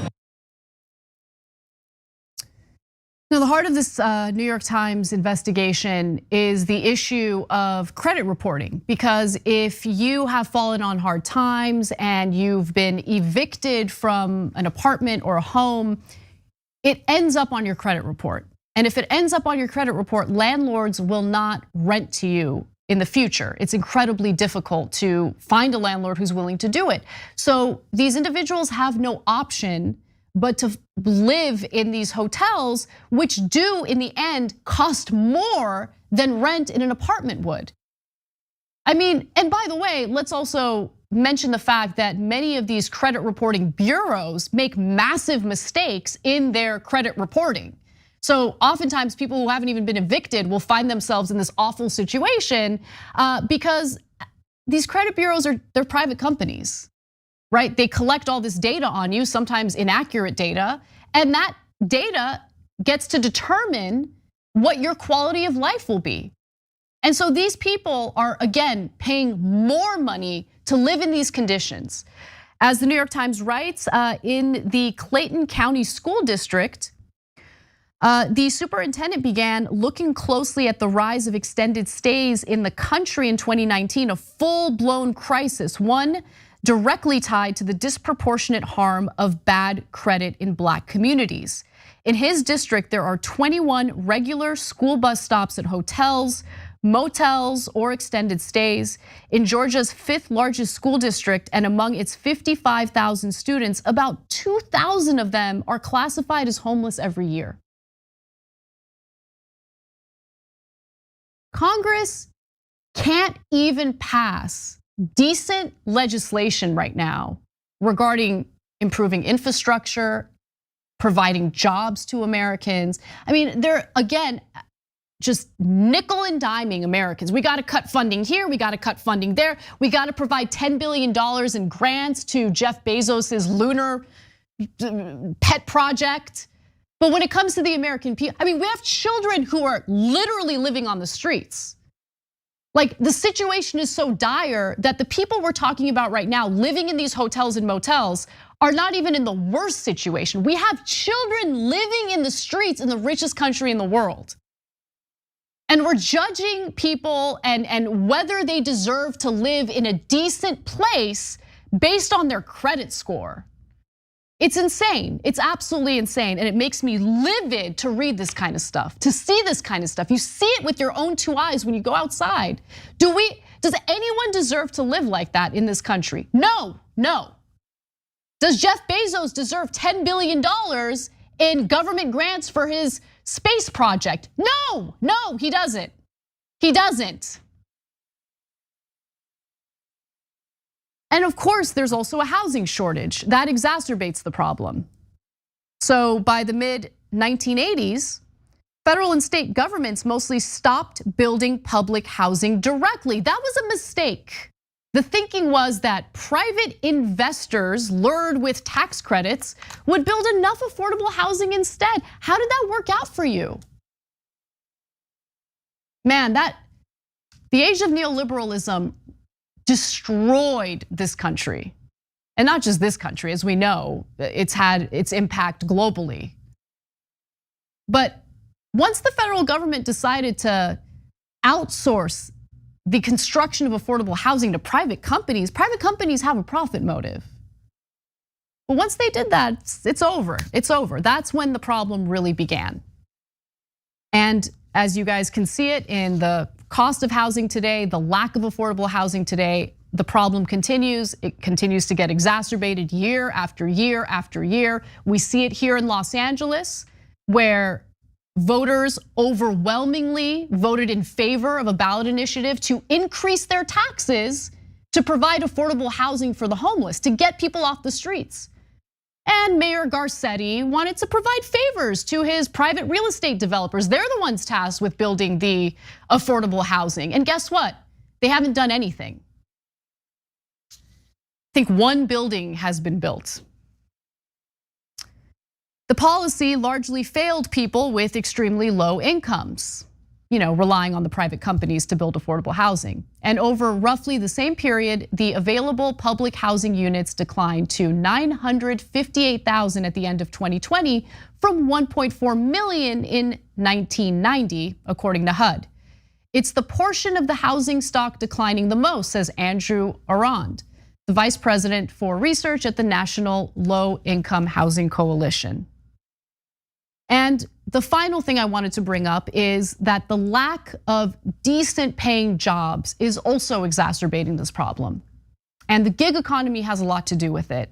1 in 5 adults who wanted more work, for instance, were doing without full-time work in late 2019. Remember, that was when we were being told that the economy was booming. The economy's booming, everyone. Look at the stock market. But 1 in 5 adults couldn't find gainful employment, a full-time job. Let me give you more. The same graphic says that 53 million people have low-wage jobs, and that's research from the Brookings Institution. An expanding industry built on informal and impermanent housing is a reflection of the precariousness that increasingly defines daily life for millions of Americans. So what's insane is when you look at the speculators who, at this very moment, are buying up residential real estate and then turning them into rentals to price gouge people who are looking for a place to live, they're incredibly comprehensive in regard to their business model. They're looking at they're looking at condos, they're looking at single family residents. They're looking at trailer parks. That's something else. I mean, you look at Blackstone, I should say. Blackstone's been buying up trailer parks because they want to make sure that they monopolize the housing market. And guess what? They're investing in these extended stay motels as well. Because if they have control over all of the housing, if all of it, they're good. They can charge what they want. You have no other option. So they create a situation in which people have no choice but to end up in places like these motels. And even when they end up in the motels, Blackstone wants to make sure that they have control over that situation as well. I'm not even making this up. In March of 2020, the Blackstone Group, the private equity giant, partnered with Starwood Capital and agreed to buy the Extended Stay America chain for $6 billion. And they made a killing during the pandemic because these establishments didn't shut down during the pandemic. Other hotels did, but since these motels and extended stays have people literally living there for shelter, they had to be up and running, right? They had to keep operating. The broader hotel industry endured enormous losses, writes the New York Times. The occupancy rates plummeting to 44% for 2020, or to 44% for 2020. Extended Stay America's occupancy rate was around 74%. The publicly held company has experienced industry-defying prosperity during the pandemic. $96 million in profits on revenues of $1 billion in 2020. That's how it works. We got to take a break. Nando Vila will be joining me for hour 2. Stick around.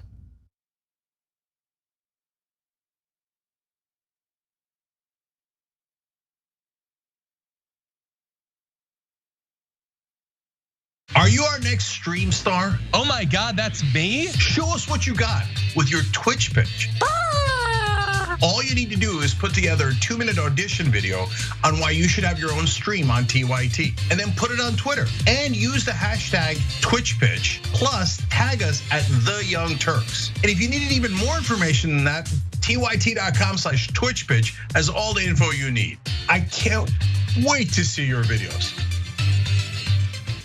My name is Cassandra Hanks. I've been with TYT for 3 years. I am a video editor and a photographer. A main perk for working for TYT is, as being their main photographer, I get to photograph and sometimes meet some of the celebrities that come through. Susan Sarandon was amazing because she brought her dog Penny. Tom Morello is probably my favorite because I love rock music. Meeting people like Joss Whedon and Quentin Tarantino has been some of the reasons why I got into filmmaking and photography was like a dream come true. All right, well, the Young Turks special election day coverage dropping.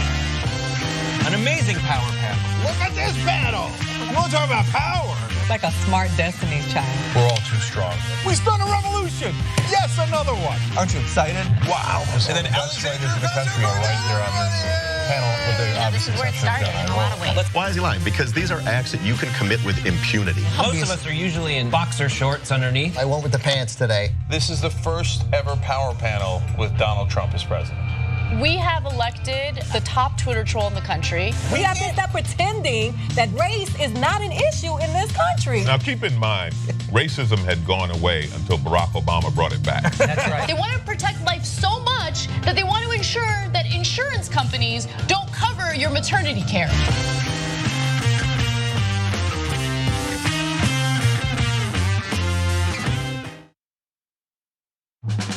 I've been a fan of TYT, I believe, for the last 6 years. 5 years. 3 years now. 7 years. 4 years now. 2.5 years. I just started because she got me into it. My boyfriend actually watches it every morning and every night, so I kind of just started watching it with him, and I love it. I mean, it's the only way that I find my news. Looking through YouTube, looking for political shows that look cool. I came across a very angry rant from Cenk, and that's when I knew. So I was immediately in love with the show. And then I haven't missed a live show since then. 10 times a day, I watched the show in the morning. Whenever I had a bad day at high school, Young Turks. Man, Cenk is just so blunt and honest, and I love the honesty, and there's no BS behind the news, and they just tell everything like it is. There's nobody censoring him. There's nobody there to say you can't do this, you can't say that. That feel of authenticity makes it seem like what they're saying is true. I feel like I get the real story from the Young Turks. I am TYT. I am TYT. I am TYT. I am TYT. I am TYT. I am TYT.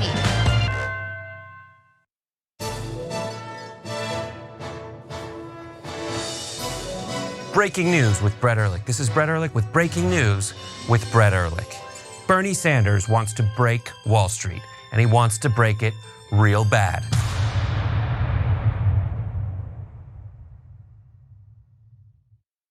Our system is inherently rigged against the will of the people. They have 50% of the vote, and in a democracy, they should have 50% of the seats. But if you live in an insanely gerrymandered district, your vote functionally doesn't matter. We drew the map in a way that even though we get 50% of the vote, we're gonna get 13 out of the 18 seats. You don't actually have the ability to translate the will of the voters in your area into actual government policy. They should not be allowed to gerrymander these districts. We should actually have a democracy.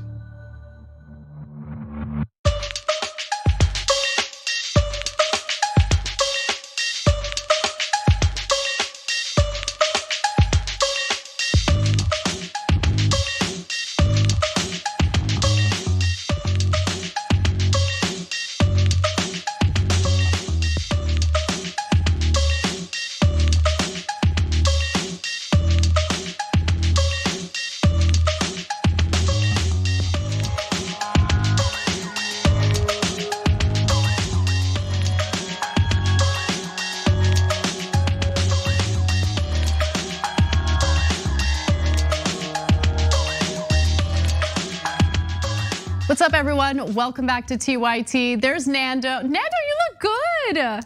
How are you? Nando Vila, of course. You got that sick fade, bro. Yeah, I got that sick fade, bro. Like back in Miami, like we used to do the blowout, but now we just do the tight fade. You know, I've been giving my husband fades. I've gotten really, really good at it. So if anyone needs a free haircut. I thought Cuban Americans from Miami were just born with a fade all the time, and they didn't need it. It just like was genetically in their hair follicles just grew that exact way, and you didn't need to do anything to it. You know, I'm a proponent of the fade. Don't get me wrong, but I'm happy that that's not the case because you know, Hubby looks good with longer hair, looks good with the clean cut. One time he decided to do just the John Iadarola special, I like to call it, where he just like does a buzz, even buzz all the way through. But John looks good. I think that's actually the best looking haircut on him out of. Anyway, we're talking about haircuts, that's what we're doing. I'm basically stalling to avoid talking about Speaking of hair. about Trump. Yes, speaking of hair, why don't we get to the latest update, the latest hot goss on the investigation into Donald Trump, which seems to get a lot of people's hopes up, but we'll discuss whether or not you should get your hopes up on this. So, Manhattan's district attorney has convened a special grand jury that will likely decide whether or not to indict Donald Trump, executives at the Trump Organization, or the business organization altogether. Now, this is an ongoing investigation. It's been taking place for over 2 years at this point, but we're learning more details into just how serious the investigation really is. But I also want to warn you all that we have been through 2 impeachments with Donald Trump, an incredibly lengthy Russia investigation involving Donald Trump, and we get this build up, and then nothing happens. So I'll give you the details, but just keep in mind that the press seems to exaggerate some of this stuff, right? And it's based on sources who will speak to them anonymously, but we don't know how real all of this really is. I'm just keeping it real. So let me give you the details. The Washington Post reported that the move indicates that the district attorney, Cyrus Vance, and his investigation of the former president and his business has reached an advanced stage after more than 2 years. It suggests too that Vance thinks he has found evidence of a crime. Okay, so that's what I mean when I say they seem to exaggerate, because what the Washington Post is saying is it seems to suggest that he found evidence of a crime. There's no real proof or evidence that he found evidence of a crime. They're just kind of speculating here. So it's important to read this stuff carefully and again, not make assumptions based on exaggerated reporting. If not by Trump, by someone potentially close to him or by his company. Okay, so we don't even know who he allegedly found evidence of a crime committed. Like, is it Trump? Is it one of his executives? Is it the organization altogether? The investigation is expansive though. Investigators are scrutinizing Trump's business practices before he was president, including whether the value of specific properties in the Trump Organization's real estate portfolio were manipulated in a way that defrauded banks and insurance companies, and if any tax benefits were obtained illegally through unscrupulous asset valuation. The district attorney also is examining the compensation provided to top Trump Organization executives.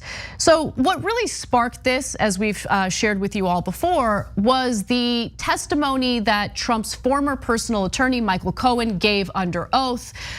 This was while Alexandria Ocasio-Cortez was asking him questions about Trump's assets and whether or not he inflated assets for certain purposes and then deflated assets to essentially skirt paying taxes. And Michael Cohen said, yes, Trump absolutely did that. And you would need to talk to his financial person, who's Alan Weisselberg, to get the details on that. There's a lot of speculation about Weisselberg flipping on Trump in order to avoid facing charges himself. We don't really know how that's gonna turn out. But Nando, what are your thoughts? Well, it would be very nice to see a former American president go to prison. It would be very nice. Not just Trump, because Trump is evil. Any American president, it would be nice to see them go to prison. And that's the reason why I think probably he won't go to prison, because not because they have any particular love for Trump. I think most people in power despise Trump, but I think that they're worried about the precedent. And they're worried that if you open that door, then, fair game to anyone else who becomes president. And part of the totems of elite society in the United States is total impunity, like the ability to act with total impunity. And the only way to get away with that is if everyone kind of agrees to not prosecute each other for this kind of thing. So I'm very, very skeptical that this will lead to anything. I think there's been throughout the Trump presidency, because he's so obviously a criminal, because he's so obviously corrupt, there's been kind of this subgenre of journalism that kind of is obsessed with the little details, the ins and outs. Like, oh, any second now we're going to see Trump in a perp walk. Any second now they're going to get him. And like as you mentioned at the top, we went through the Russia investigation, we went through the impeachment things, we went through, the tax return things, and like, oh my God, if we just get that one document, it's gonna reveal the thing, and it all ends up coming to nothing because the apparatus of justice in this country has been so atrophied when it comes to holding elites accountable. It's just they just don't have that muscle to do that. It's like very, very vicious and punitive to regular people, but if you have any wealth or power in the United States, you simply do not go to jail. I mean, it's just like they throw every once in a while they'll throw someone, to the wolves just to like make an example out of him. Most of the time, it's when they have defrauded other elites, i.e., Madoff, i.e., Weinstein, et cetera. But for the most part, if you're rich and powerful in this country, you get away with it. And I just don't see our legal system, from everything we know about it, being able to put a former president in jail. It would be great, not because of anything Trump did in particular that I find heinous, because everything he does is heinous, because I would be happy just that door is now open, that a former president would have to fear the prospect of going to prison for the various crimes that all American presidents commit. They weren't as obvious and buffoonish as Trump, but I don't know. Most American presidents or all American presidents, after whatever, are war criminals, and they all belong in prison in some way, shape, or form. But it's not going to happen. The one, I guess I never really thought about it this way, but now that I am, the one great thing is that, ordinary people have to deal with the annoying politics at work just to get by, right? Like you got to do the small talk, you got to like office politics. We all know what office politics is, right? And it's kind of nice to know that even on a higher level with the United States president, he also has to engage in office politics, because if he doesn't, if he's unlikable, then they're gonna launch these because you're right. Every president has been guilty of something, right? Trying to overthrow democratically elected leaders with US-led coups. I know that there's quite a bit of corruption when it comes to the office of the president as well. When it comes to other people in positions of power in the United States government. Nando, you and I talk about this quite a bit on our show Weekends for Jacobin. Check it out. YouTube.com/JacobinMag every Saturday morning. But we talk about how members of Congress engage in insider trading all the time. Their returns on their investments outpace market growth. It's insane, it's so obvious, because they're able to own individual stocks. And of course, they're the ones who legislate the very businesses and companies, or their legislation impacts these very companies that they're literally financially invested in. I mean, there's all sorts of criminality going on. And so it doesn't surprise me that, there might be some tough talk, there might be some, I guess, indication rhetorically that they're going to make sure that they hold Trump accountable for his actions. But I think part of the reason why it's never really been carried out is because, it does open that door to other people in positions of power who are certainly more polite. They might be more senatorial and professional in the way they carry themselves, but they're certainly guilty of their own wrongdoings and corruption as well. They don't want to deal with those consequences. So I think that's a really good point. Ever since Gerald Ford pardoned Richard Nixon for the Watergate crimes, which was really like the mid-1970s was America's chance to grow up and to become a real country and to deal with its own heinous core. But we decided not to. And a huge part of it was the pardon of Nixon by Gerald Ford. The pardon of the Iran-Contra criminals in the Reagan administration by H.W. Bush. The various pardons that Bill Clinton engaged in with just blatant corruption. And then finally leading up to Obama, refusing to prosecute the Bush administration for absolutely heinous crimes, from spying on Americans illegally to the torture program, which was illegal, which we just absorb. And then Obama says, like, well, yeah, we tortured some folks, and we got to move forward, and we can't look back. And the problem with that mentality is that it just creates a culture of impunity. If you allow these people to get away with it because you just keep on doing the let's look forward and not back, then the next guy's gonna be like, oh, okay, they're not gonna do anything to me. And so that's where this kind of elite solidarity kicks in. Trump Trump is both rich but also kind of an outsider to polite society. I mean, that's the contradiction of Trump. He's rich and powerful, but he's also not really one of them. I mean, we know that he's not really one of them.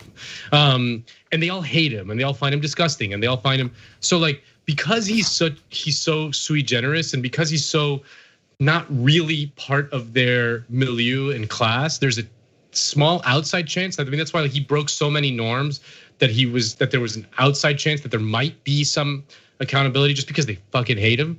But the reality is that I don't think they're gonna do it. Yeah. Okay, one final thing that I wanted to do before we wrap this story up. I wanted to read Donald Trump's response to this investigation, but I want you to read it instead. So let's put up the graphic, and you know why I want you to read it, Nando. You do a pretty mean. This Trump is a continuation of the greatest witch hunt, folks, in American history. It began the day I came down the escalator in Trump Tower, and it's never stopped. It's never stopped, folks. They say it never stopped. It wasted 2 years and $48 million in taxpayer dollars on the Mueller and Russia. Impeachment hoax number 1, impeachment hoax number 2, and it continues to this day with illegally leaked information, confidential information. Of course he's gonna say that. I just wanted to hear you do his impression. That's the only reason. Anyway, all right, we gotta take a break, but when we come back, one of the upsides to Donald Trump is how he humiliates Republican lawmakers. So when we come back, you'll watch him humiliate Mitch McConnell.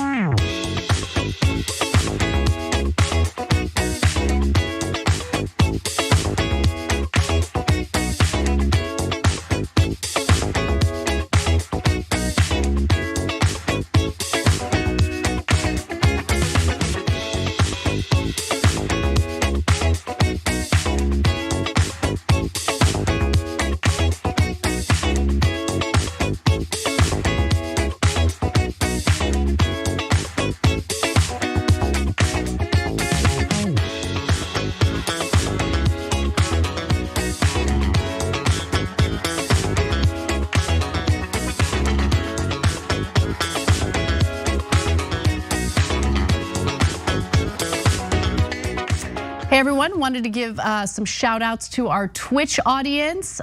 They're always getting active. So we've got Spartacus DeVille, 3 months Prime with Finally Awake for the main show, been recovering from oh my gosh, from surgery and only seem to catch bits and pieces of any content lately. Glad to be here for some news. Well, we hope you're gonna get well soon and feel better. That's awful. Sneakerhead, 4 months Prime, been watching TYT for a year and member for 4 months with those sweet Bezos bucks, and will continue to be a member for life due to this loving family and strong beliefs in what's right and always 100% truth and authenticity. Proud to be part of the TYT army. Sneakerhead, thank you. I really, really appreciate that, and we love having you with us. Major Boo Boo MC Boatface. Okay, all right, great. 10 months, tier 1, double subscribed for nearly a year. Thank you for the amazing news shows, TYT. Best wishes from Switzerland. That's where I want to be. Switzerland's freaking beautiful and has honestly a better functioning government than we do. Serious Business gifted 2 subs. EK Greens gifted 5 subs. Senna Sherry Boo Flight gifted 5 subs and gave 1,000 bits. And here's the comment: where's Yakov Smirnov when you need him? Federal social programs should be funded through taxes on big businesses. In capitalist America, corporations tax you. It's funny. Zolo Juro also gifted 10 subs. Thank you, TYT, for all the great work you do every day. Thank you. God, you guys are so incredible and so nice. I sometimes get a little shy with your incredibly supportive comments. Bob Christina gave 1,000 bits, and Tell Me What to Put gave 1,500 bits. Thank you for that. All right, scrolling back up to our member section. Too Strong for Democrats wants to talk about Bezos' reasoning. Anna, answer to your question about why Bezos won't invest his own money in his pet project. Investment from outside yourself increases your net worth. The little baby Jeff would cry a river if Elon caught up to him. I hate these people so much. I mean, it's just so much. Spice Boy Wannabe, great name. I'm more convinced every day that these corporate executives fantasize about being treated like kings. They don't fantasize, they're pretty overt about how they expect to be treated like kings. It's amazing, which is why they're so willing to fund top dollar for police, military, and weapons. They want to protect their castle and stay in power. The thing that I think I want to do a better job at when we're talking about policing in America is really point out their true role in society, and it's to protect capital. You saw it at Occupy Wall Street, and you see it in other contexts, but that's what this is really about. That's why they're willing to protect rich communities. We'll be back.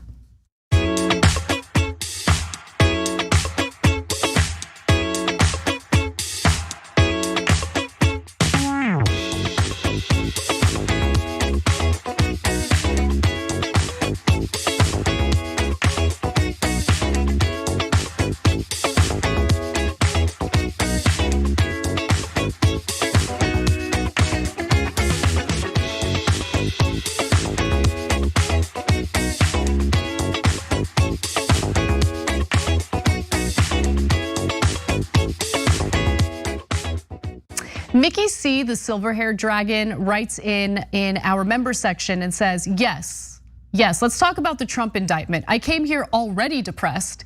The stories in the first hour depressed me further. I'm sorry, Mickey C. Especially when I'm hosting solo, I really pick the stories that I think matter the most. And yeah, they're the most depressing stories. But they're not gonna get any play anywhere else. That's why I make sure to really focus on those. But anyway, even though Trump will never pay for his crimes and atrocities, just knowing the tantrums he'll throw is better.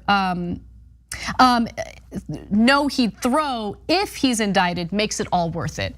Yeah, I mean, who doesn't love Trump temper tantrums? It's hilarious.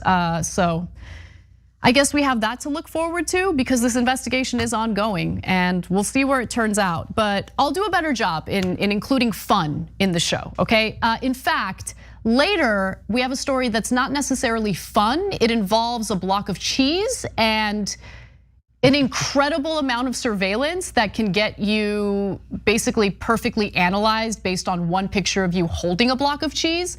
But it's about a block of cheese. I mean, there's an interesting, fun angle to it. So I'm trying here. I don't know. The situation's bleak, guys. There's a lot of bad stuff out there, but I'll do my best to inject some fun news. I don't know, Nando. Do you ever come across fun stories to talk about? Yeah, sometimes. Not really. Yeah. I mean, I guess that's. Yeah, no. I mean, I guess sometimes there's a fun story where some. Air traffic, some pilot in the Navy or something will draw a penis shape in the sky or something and get in trouble, things like that. But man, men never outgrow that stuff. No. You guys love it. No. You're always amused by it. Yeah. Always be drawing penises. Yeah, that's what men be doing. Yep, it's a celebration of human anatomy. That's what it really is. It's actually a maturity thing. Anyway, all right, well, let's talk about Mitch McConnell and how he was humiliated by Donald Trump. This is my only, I think, favorite thing about Donald Trump, his ability to do what I wish Democrats were able to do. So, Mitch McConnell has no problem carrying water for Trump, even after he gave a scathing speech on the Senate floor following the riots that took place on January 6th. where he did blame Donald Trump for those riots, for inciting those riots. But since then, he has continued the trend of carrying water for Trump, and lately he's been speaking out against a commission meant to investigate what transpired on January 6th in our nation's capital. Now, here's Mitch McConnell doing just that, speaking out against the commission. Our Democratic friends have all voted to impeach the president already based on what happened January the 6th. And they actually all voted to impeach him earlier. So I think it's pretty clear they have a formed opinion about former President Trump. So what would an additional report be about? I think at the heart of this recommendation by the Democrats is that they would like to continue to debate things that occurred in the past. They'd like to continue to litigate the former president. So I think this is a purely political exercise that adds nothing to the sum total of information. I gotta be honest, Roy Blunt caught most of my attention there. I almost didn't listen to anything that Mitch McConnell had to say. He's against the commission, we got it, we know the point, right? And he gave a bunch of BS reasons, it doesn't even matter. Does Roy Blunt deserve that hair? That's the question. That's the real question here. Does Roy, and is it real? Is it real or is it a toupee? I don't, that's what I was gonna say. I call fake. You know, if it is fake, it's a good toupee. Does he deserve a good toupee? Anyway, let me now go back to the actual story at hand here. So McConnell is against the commission. Like, I'm saying that he's carrying water for Trump, but realistically, I think at the heart of it is his worry that it'll drag into the midterms and potentially hurt the possibility of the GOP taking hold of Congress after the midterm elections are done. And I think that that's actually a pretty legitimate concern. So strategically speaking, he's probably right in pushing back against a commission. I really don't care about the commission. I'm gonna keep it real because I think that there are other ways to investigate what happened. There have been hearings in Congress that should continue to happen. We should figure out why it is that we have so many white supremacists, not just in our policing, but also in the military. Why it was that there were Capitol Police taking pictures with the rioters as they were rioting. I mean, all of that stuff I think needs to be investigated. I just don't think you necessarily need a 9/11 style commission to do it. And I actually do think that there could be some negative outcomes of that commission, as we experienced with the 9/11 commission, which just resulted in beefing up our intelligence agencies, creating the office of the Director of National Intelligence, because that's what we needed, right? We needed more in our intelligence communities to keep an eye on all of us and essentially punish us for the failures of the US government. Great. So I've always been a little hesitant about the commission myself, Nando, but you know, obviously, Mitch McConnell's take here is politically motivated. I think both to appeal to Trump's base and also to, you know, protect the GOP in the upcoming midterm elections. Of course, I mean, it's purely cynical. I mean, I'm with you. I have no particular investment in the Truth and Reconciliation Committee for the January 6th Capitol riots or whatever. But yeah, it's obvious that what Mitch McConnell is doing, and that's obvious. Like what's going on in so much of the GOP is like there's a lot of like liberal commentators that are like, look at all these cowards who refuse to denounce Trump or whatever, and they turn Liz Cheney into a hero and things like that. And the reality is that like politicians need their voters to like them and support them, and Trump is popular. It's popular with the GOP base. I think at first McConnell, when it was in those heady days right after January 6th, I think McConnell was like, it seems like maybe the tide is turning. Maybe this is like they've gone too far. Maybe I'll like stake that the position that Trump is at fault for this. I mean, McConnell hates Trump. Like every bit of reporting we've ever read on that says that McConnell personally loathes Trump. But McConnell is a political animal and one of the smartest ones there is, and a completely cynical figure that doesn't care that he was against Trump, 3 months ago, and then now he can just be like, no, this is ridiculous, and I don't care what I said 3 months ago. It's just, the expecting these people to be principled is a fool's game. Yeah, it absolutely is. And my favorite part about all of this is how Trump reacts to it, because while Mitch McConnell is willing to fight the possibility of a 9/11 style commission to investigate the January 6th Capitol riots, the very riots that were incited by Donald Trump, it's not good enough for Donald Trump. He just recently gave an interview where he specifically went after Mitch McConnell. Watch. Mitch McConnell lost 2 seats that he should have had. He kept talking about, we're gonna give you $600, they're gonna give you $2,000. Who can win a race like that? Right. He said, you won't get a penny more to the public. You won't get a penny more, they're voting. And they're saying $2,000 and he's saying $600. He lost those 2 Senate seats.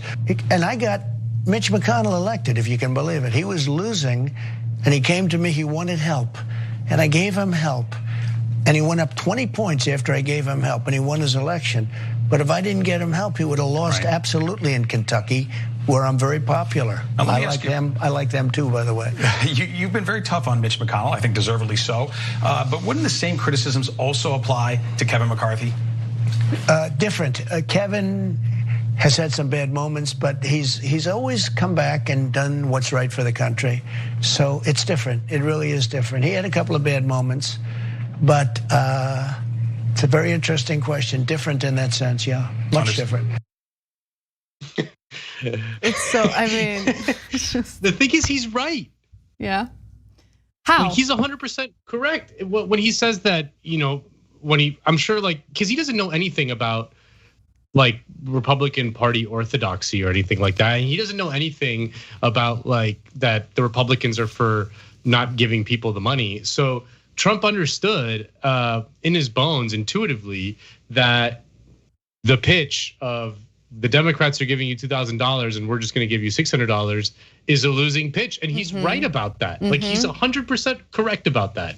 That it was the $2,000 promise that probably won the Democrats the Senate, especially with those 2 Georgia races. And he was probably begging McConnell to just be like, let's just do it, man. And they wouldn't, So he's 100% correct. I love it. It's one of my favorite things when Trump and the Republican Party orthodoxy carriers fight. Yeah.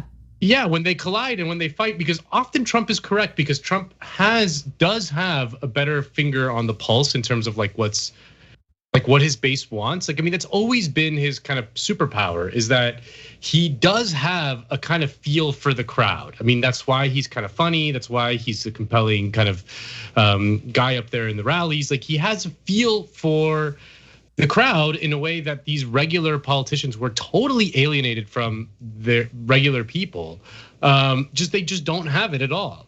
And so that often puts him at odds with the GOP orthodoxy, because the GOP orthodoxy is 100% anti-populist. It's 100% to just beat down people as much as possible.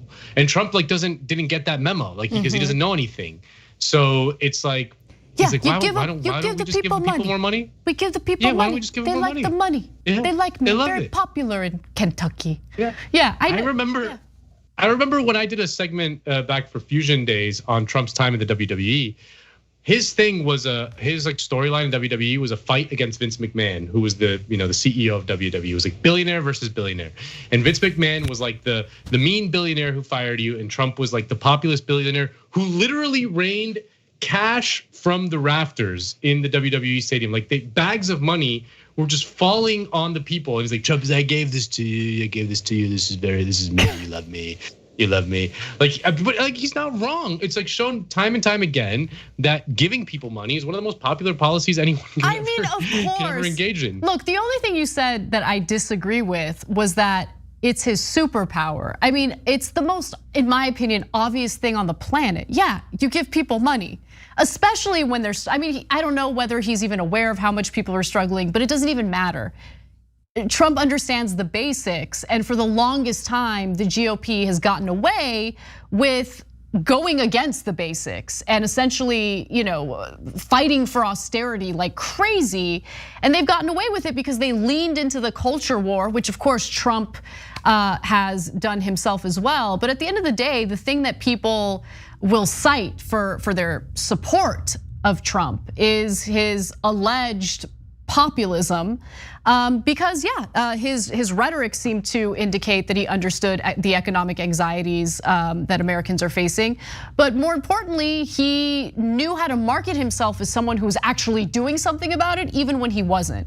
So I agree with you in that regard. And I do certainly enjoy watching people like Jeff Sessions, Mitch McConnell, all these, Liz Cheney even, like just all of these right wingers who we've despised for years and years, getting outsmarted and honestly destroyed by a person who's not really that bright at the end of the day. So, all right, we got to take a break. When we come back, that story about the block of cheese that I promised you, it's actually a really important story about our privacy and just how far police can go in figuring out who we are if we post something as simple as a picture of our hand online. We got that story and more for you when we come back. See you in a few minutes.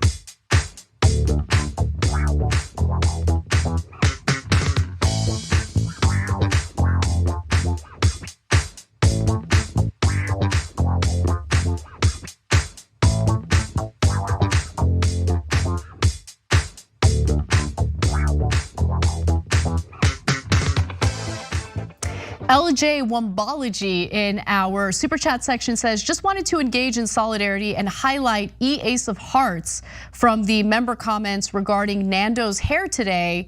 And the comment is Jimmy Neutron hair. So I see it. I see it. Neutron vibes. Yeah, it looks really good. It looks. I see it. Nando, yeah. I take you as the type of guy who treats himself to like a nice salon haircut. Did you go to a nice salon or did you go to Supercuts? Oh. I'm in between those two poles.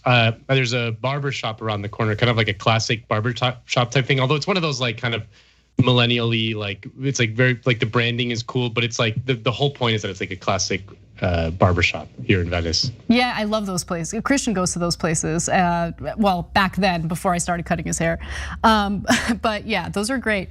All right, so let's go to Ray Turner, the bearded dragon, who says, when John lets his hair and beard grow out, he ends up looking like a substitute geography teacher. No offense to teach. Aww. But rocks the close-up crop. I agree. I think he looks good when he cuts his hair like that. Another name says, the elites that go to prison are so often the ones that defrauded other elites. Damn, that's profound, with a hand-clapping emoji. That's for you, Nando. So really like that comment. TYT Wolfpack Justice Dem, an investigation is necessary to determine collusion between the two QAnon congresswomen and the rioters giving special tours the day before. But do you really need a special commission to investigate that? I mean, anyway, the commission, I don't think it's gonna happen. I think Republicans are gonna block it. There's gotta be a different way to investigate that. And also, what was the point of the hearings that happened in Congress over this matter? What were they doing? Sometimes I just feel like they do these hearings just so they can like have their moment of asking tough questions and then they just let it go. It's all theater, it drives me crazy. Elizabeth Jacob, so no more citizen help, food, shelter, childcare, healthcare, no infrastructure, no $15 an hour minimum pay, and still no hazard pay for essentials, sad. Indeed, Catherine B, I bet nobody has called for drug testing corporate welfare recipients, even though they have the most access to all the drugs. Absolutely. Peter Grudge, you see, that's why I'm an Aspiration customer, because these big banks are crooks. I was a Chase customer for years and they screwed me too. I'm really sorry to hear that, but I mean, Jamie Dimon just said it to your face. No, we will not be returning the $1.5 billion in overdraft fees that we charged our own customers during the pandemic. No, we're not gonna do that. Of course they're not gonna do that. All right, we got 14 seconds left. Maybe I could read one member comment. Rainbow Bright, we paid for Bezos's pet project twice through buying stuff from Amazon and him not having taxes. Yeah. All right, well, let's get back to the show.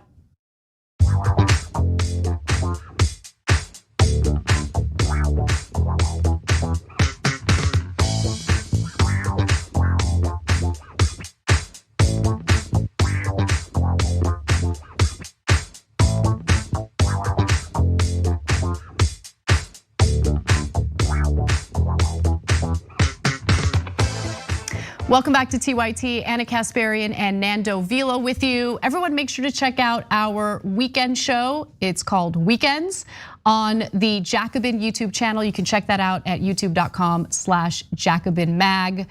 Nando, why don't we talk a little bit about surveillance for our final story of the day? Let's do it.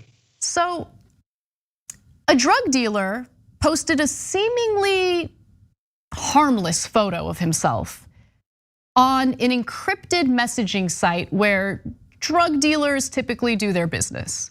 Now, he didn't post a picture of his face, but he did post a picture of himself holding a block of cheese. Apparently, it's some fancy block of cheese. And that photo, which I'm about to show you right now, ended up getting him arrested. So there's the photo. He's holding a mature blue Stilton block of cheese. And through that photo, authorities were able to analyze his fingerprints and arrest him. Carl Stewart, 39 from Liverpool, northwestern England, sent a picture on an encrypted device of a block of Stilton he had found in an upmarket British grocery store. The photograph was discovered by police who used it to analyze his fingerprints and identify Stewart. So there he is, there's his mugshot. He got caught.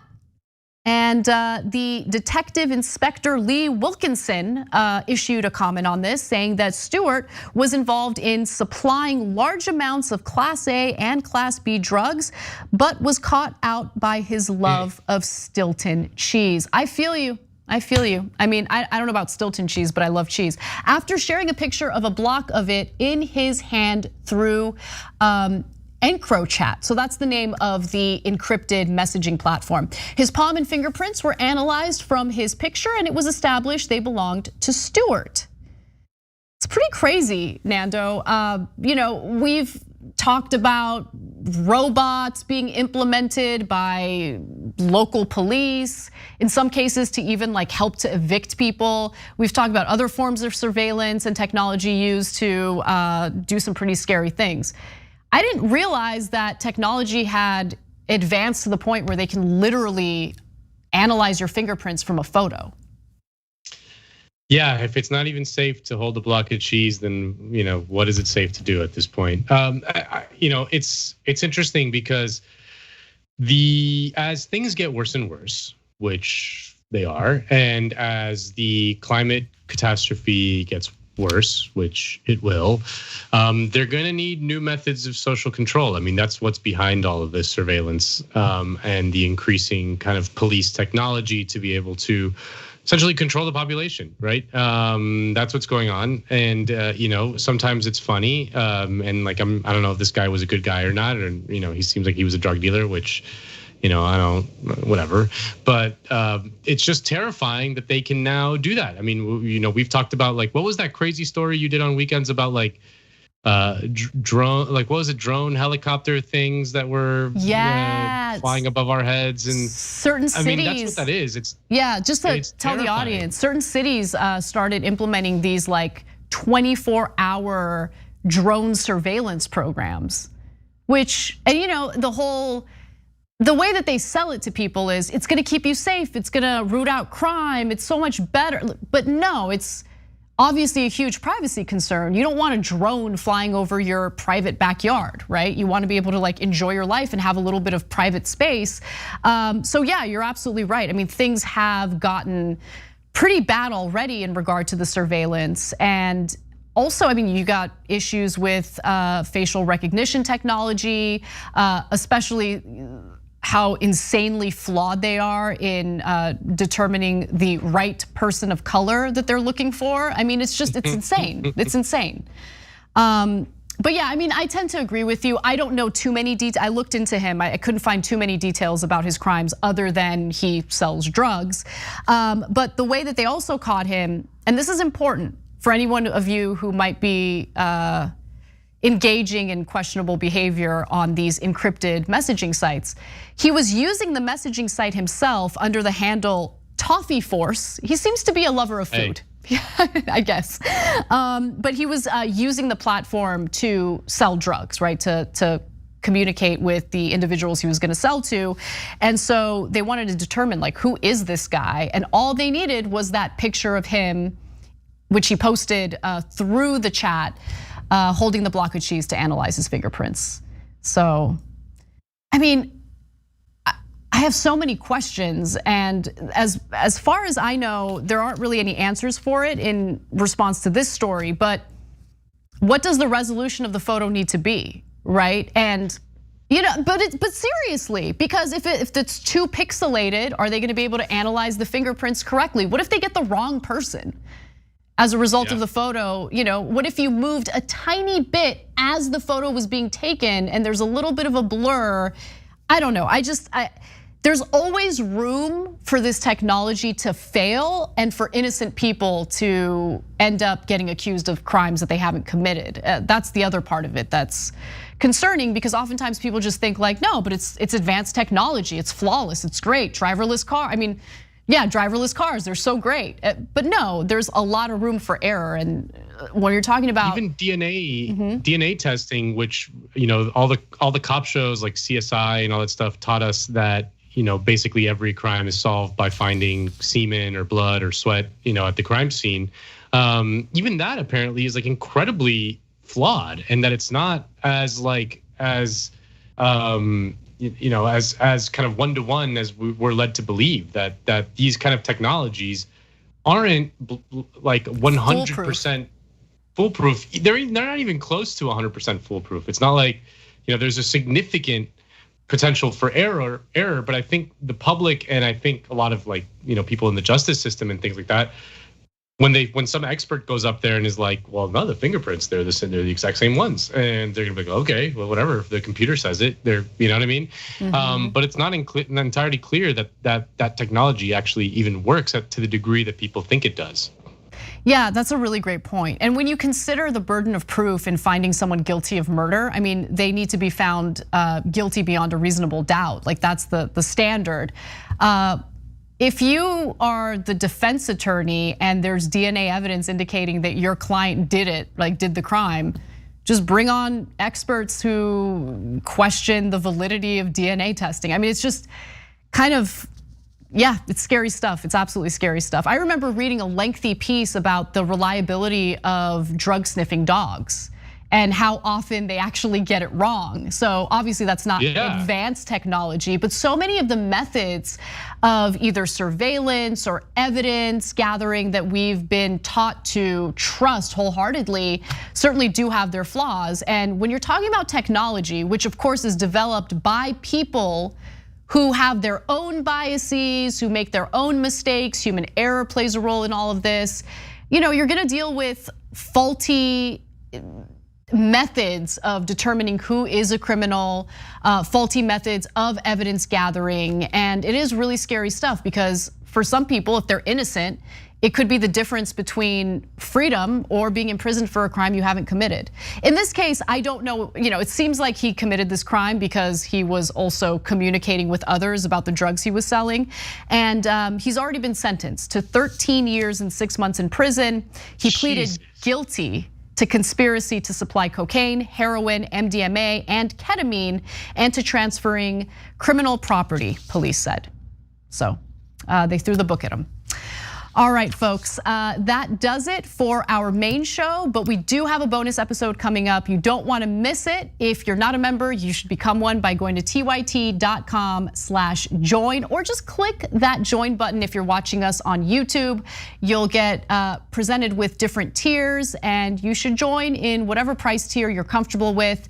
And I hope you guys enjoy our bonus episode, which is coming up next. Love you, see you in just a few.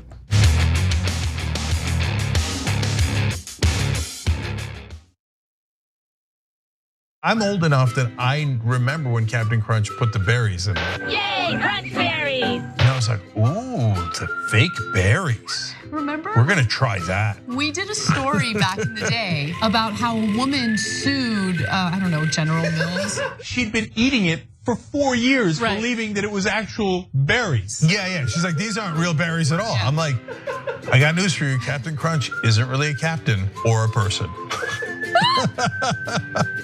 Joining me now, legendary whistleblower and American hero, Edward Snowden. First question is, hey, where are you? I'm in my apartment in Moscow. All of a sudden, in the studio, Jim Gaffigan, everybody. Mental illness is, completely undiagnosed in our society. It's not about a particular administration. It's about a broken system of power, and through that, really, the instrumentalization of a system of not justice, but injustice. People understand whether they claim to deny climate change or not. Our collective house is in crisis. We're also dealing with the legacy of 40 years of economic policies that have made people's lives more precarious. Sometimes you got to force people into their humanity. Sometimes you have to shake people into empathy. Senator Elizabeth Warren joins us in the studio. Healthcare is a basic human right, and we are fighting for basic human rights. In order to actually achieve that vision of everyone having access to the same resources and getting to determine the outcome of their life, we have a lot of work to do, and it needs to start right now. Here's something you may not know. When you deposit your money in a big bank, it doesn't just sit, safe and secure, in a vault. Instead, your money could end up building oil pipelines, mining for coal, or drilling in the Arctic. So if you're concerned about the planet, give your money something good to do. Make the move to green with Aspirations Fossil Fuel Free account and join the thousands each week who are switching to save their dollars and save the planet at the same time. Welcome to the Damage Report. I'm John Iadarola. This is gonna be a big one. What Donald Trump has done as president has cut taxes for the wealthy and made life better for rich people. But he's made life worse for poor people. We're making America great again by throwing more money at the military to destroy other countries, because that makes us great instead of investing it in ourselves. That it's Donald Trump and it's Stephen Miller.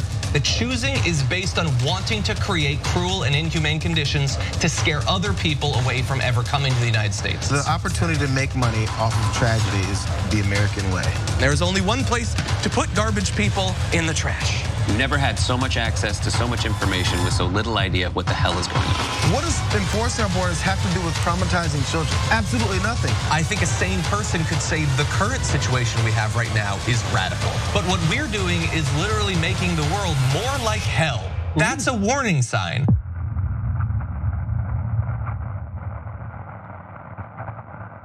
ShopTYT.com now has books. One of them is Ryan Grimm's book, We've Got People. That's a saying that AOC said, they've got money, we've got people. It's the best tracing of the AOC victory I have seen anywhere. It's the most accurate, and it's got great details. The book actually goes all the way back to Jesse Jackson and how he was the original Bernie Sanders. If you want to know how we're going to win going forward, those lessons are super important, and they're in Ryan's book. So check it out right now at ShopTYT.com. We found the perfect person to lead the army, Allison Hartson. The establishment media works hand in glove with our corporate legislators, and our corporate legislators work hand in glove with the corporation. And we're going to make it so that it's a decentralized force throughout the country, so that we can quickly identify stories, quickly identify troll farms, and go in and neutralize the enemy, and then start building responsible media throughout the country and on every platform available.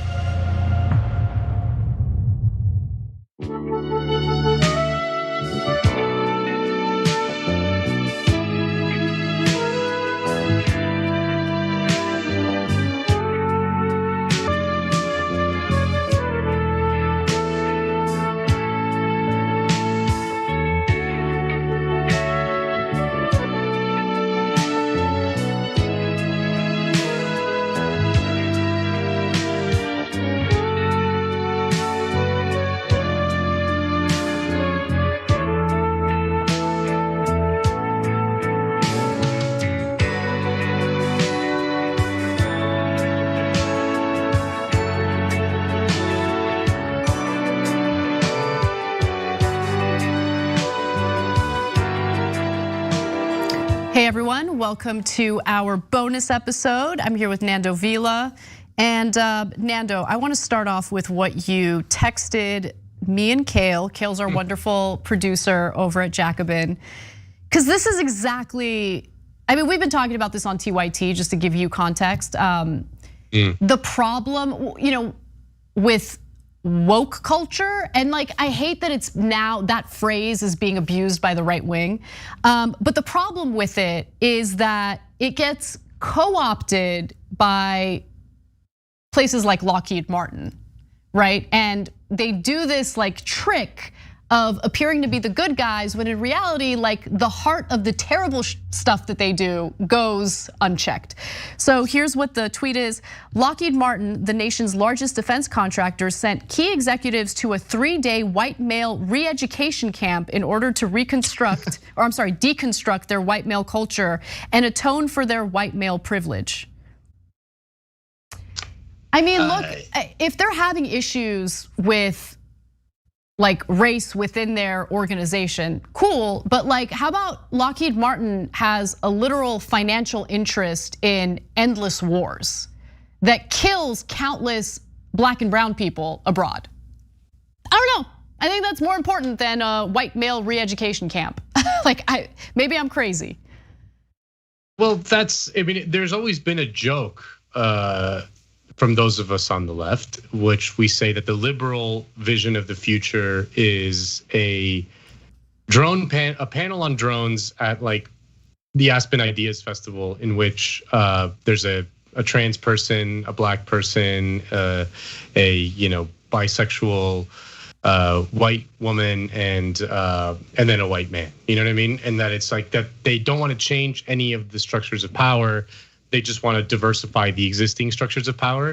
And that's always been like such a limited goal, in that I don't even think it's neutral. I think it almost makes it worse in that it washes away some of the crimes that companies like Lockheed Martin engage in. I mean, this is the largest weapons manufacturer in America. Right. Like, you want to talk about your male privilege while you're like bombing 9 countries around the world and supplying weapons to God knows how many more to fuel proxy conflicts in the service of empire.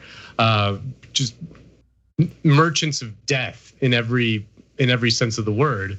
But like, yeah, exactly. Use he, him pronouns in your corporate bio or whatever. Like, it's ridiculous. Like, it's absolutely ridiculous, and it's just meant to add a sort of progressive sheen to what is obviously just a merchant of death. It's honestly a PR stunt for them. That's the problem with it. Like, it's not about, like, you think they care about diversity or do it? And look, yes, it's good to have, like, to be cognizant of your hiring practices, cognizant about race relations among your employees and colleagues and all. Yes, that's all important. I'm not minimizing that. But it's the way that it's cynically used to provide that progressive sheen to a company that produces the weaponry that, again, causes the deaths of countless black and brown people across the globe. Like, that's the reality, and they're trying to hide that. We can't let them. We can't let them. And that's the problem with, honestly, the Democratic Party. Like, the thing that's been really frustrating, and I wish more people would just be critical of it. The Democratic Party loves to talk about diversity, loves to, like, everything they do in regard to being the better party is rhetorical.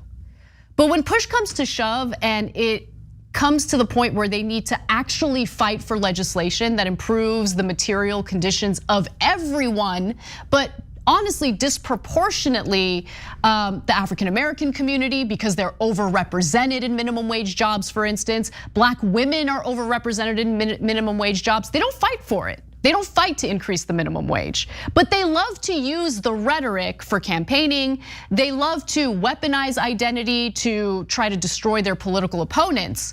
But in terms of substance, they do nothing. That's the problem.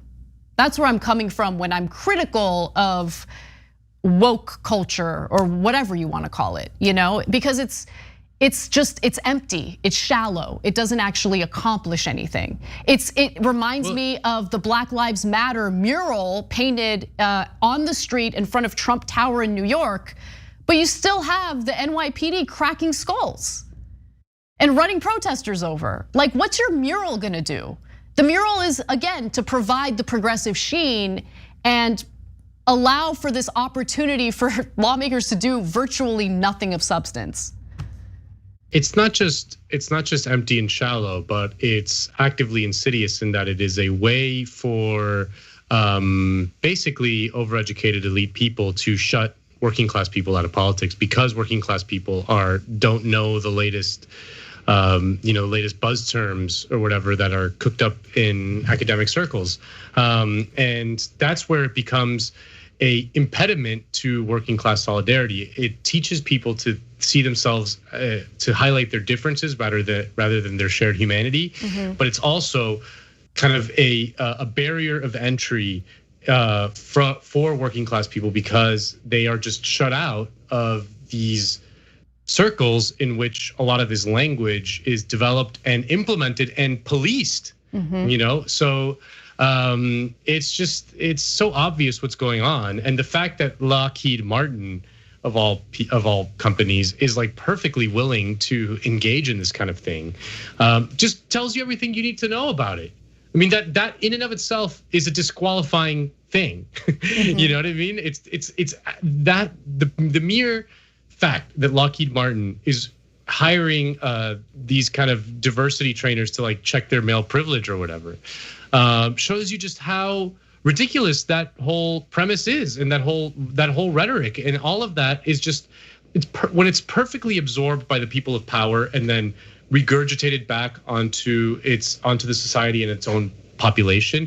That means that those people in power are perfectly comfortable with it. Mm-hmm. Like that's like, you have to get that through your, not you, Lena, of course, I know you know, but like it's just like you have to be actively suspicious of that whole project if Lockheed Martin is comfortable with it.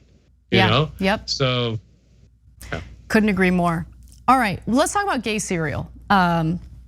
This is like, of woke. Yeah, yeah, it's true actually. But this is a fun, bonus episode type story. So Kellogg's has come out with a special cereal to celebrate Gay Pride Month, and they're doing it with cereal that's shaped as hearts, and it also has some edible glitter coating on it, which it's edible. Anyway, is it? Okay, so is it insulting to like the LGBTQ community to like minimize their existence to like celebrating them through glittered cereal? I don't know, but whatever. This is what Kellogg's is doing. I don't really care that much, to be honest with you, because at the end of the day, this is it's a private company finding a cutesy little branding PR thing to make more money. They wouldn't do this unless they thought that this was a way of increasing their profits. That's what companies do. They don't do things to take a stance on anything. In fact, David Sirota just wrote an excellent piece about how the very corporations who publicly spoke out against Georgia's voter suppression law and claimed that they were, no longer gonna donate money to politicians who had any role in the Capitol riots are actually behind the scenes through think tanks and other methods still providing money for the politicians they said that they wouldn't provide money for. So corporations are gonna do whatever's gonna benefit their bottom line. That's what Kellogg's is doing here. Maybe I sound a little too cynical, but come on. They thought they were gonna lose money off of this, you think they'd do it? Now, that's the only real commentary I think should be tied to this story, but the fine folks over at Newsmax wanted to go in a different direction because the right wing is obsessed with the culture war. So here you have Greg Stinchfield, that's his name, talking about how offended he is by the cereal. Kellogg's, a cereal brand, has come out with a woke cereal. Yes, a woke cereal. This new cereal called Together with Pride features all the Kellogg cereal characters like Tony the Tiger and Toucan Sam on the box to promote Pride Month. Come on, man. The cereal is rainbow hearts covered in edible glitter. How nice. Give me a break. Here's the worst part. the cereal slogan, "Too amazing to put into a box," and then lists a space for kids to write in their own pronouns. Seriously, whatever happened to box tops on cereal boxes? Now you have pronoun spaces. Look, I'm honestly more offended by parents who give their kids that cereal to eat for breakfast. Like, don't give your children that cereal to eat for breakfast overall, like, or any cereal. That's not, I mean, I thought at Were this. you not allowed to eat cereal when you were a kid? Oh, I mean, I'm a 90s kid. I ate a ton of cereal. My parents used to buy Sunny D. Sometimes immigrant parents were like very, like my parents, and I think it's semi-common, immigrant parent experience where they're like, oh, that looks like, don't eat that, We definitely ate stuff like that for breakfast, but it was, it's cheap option, that was part of the reason why. But like at this point, I just thought that Americans, mostly stoners, ate that kind of stuff. Like perfect stoner food. But okay, anyway, this guy's really upset, oh, give me a break, it's gay cereal, and I'm mortified by it. But he takes it a step further, Nando, once he starts talking about the leprechaun from Lucky Charms. Let's watch. Kellogg's a little late to this woke game, by the way. General Mills has I think General Mills has a gay leprechaun, right? Well, my producer Carly asked me, is that leprechaun really gay? I said, I don't know, maybe he wears high-heeled shoes, prances around in tights. Leads me to believe probably that little Lucky Charm leprechaun might be gay. But here's the thing. For those of you that want to vilify me for those comments, right there, aren't you just as offended by the flamboyant rainbow hearts and glitter as a symbol of gayness? See, there are two standards here. Nothing like forcing our kids to be confused about their gender first thing in the morning with their breakfast. All right, the moral of the story here is switch your kids to granola. It's healthier anyway. You cut the sugar, okay? And then you don't have to buy products from woke companies like Ben & Jerry's, Coke, and Kellogg's. So that thick-necked fellow thinks that granola is healthier, which maybe a lot of people do, but granola is full of a lot of sugar as well. I don't know. I can't believe I'm like fact-checking this guy. Who cares? Who cares about any of this, really? And can you imagine being offended by the Lucky Charms leprechaun? I don't. Just like, I mean, everything about this is so dumb. I mean, I find the corporate wokeness very annoying for different reasons, and just that I can see right through it for what it is, like just a purely cynical cash grab just by like attempting to follow the cultural winds or whatever. Mm-hmm. While this guy sees it as like, they're gonna turn our kids gay. I know, it's like his kids are gonna eat the cereal and they're gonna be like, you know what? You know what I mean? I'm questioning my gender now. Have sex with a man. I don't know. It's so dumb. It's so dumb. But the thing that amazes me about the conservative right wing in America is that their commentary, their take on the culture war, like it never changes. It's always been the same. Like it's always like, oh my God, we're so offended by these people, these groups of people we don't understand, and what about the children?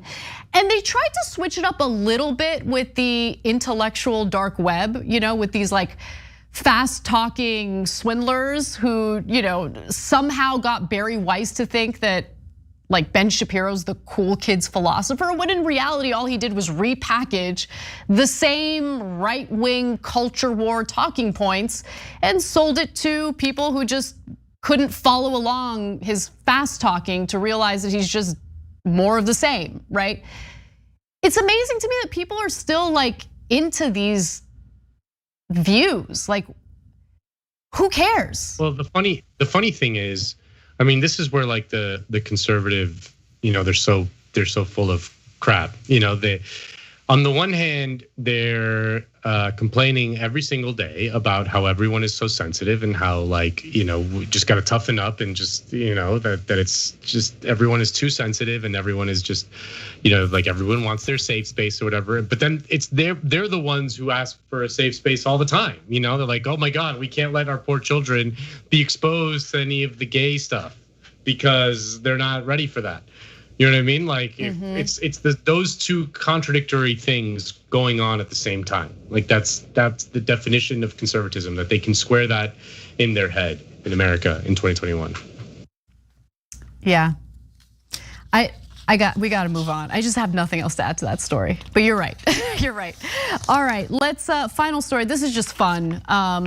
Mike Lindell. I love calling these stories because it's just a generous way of describing them.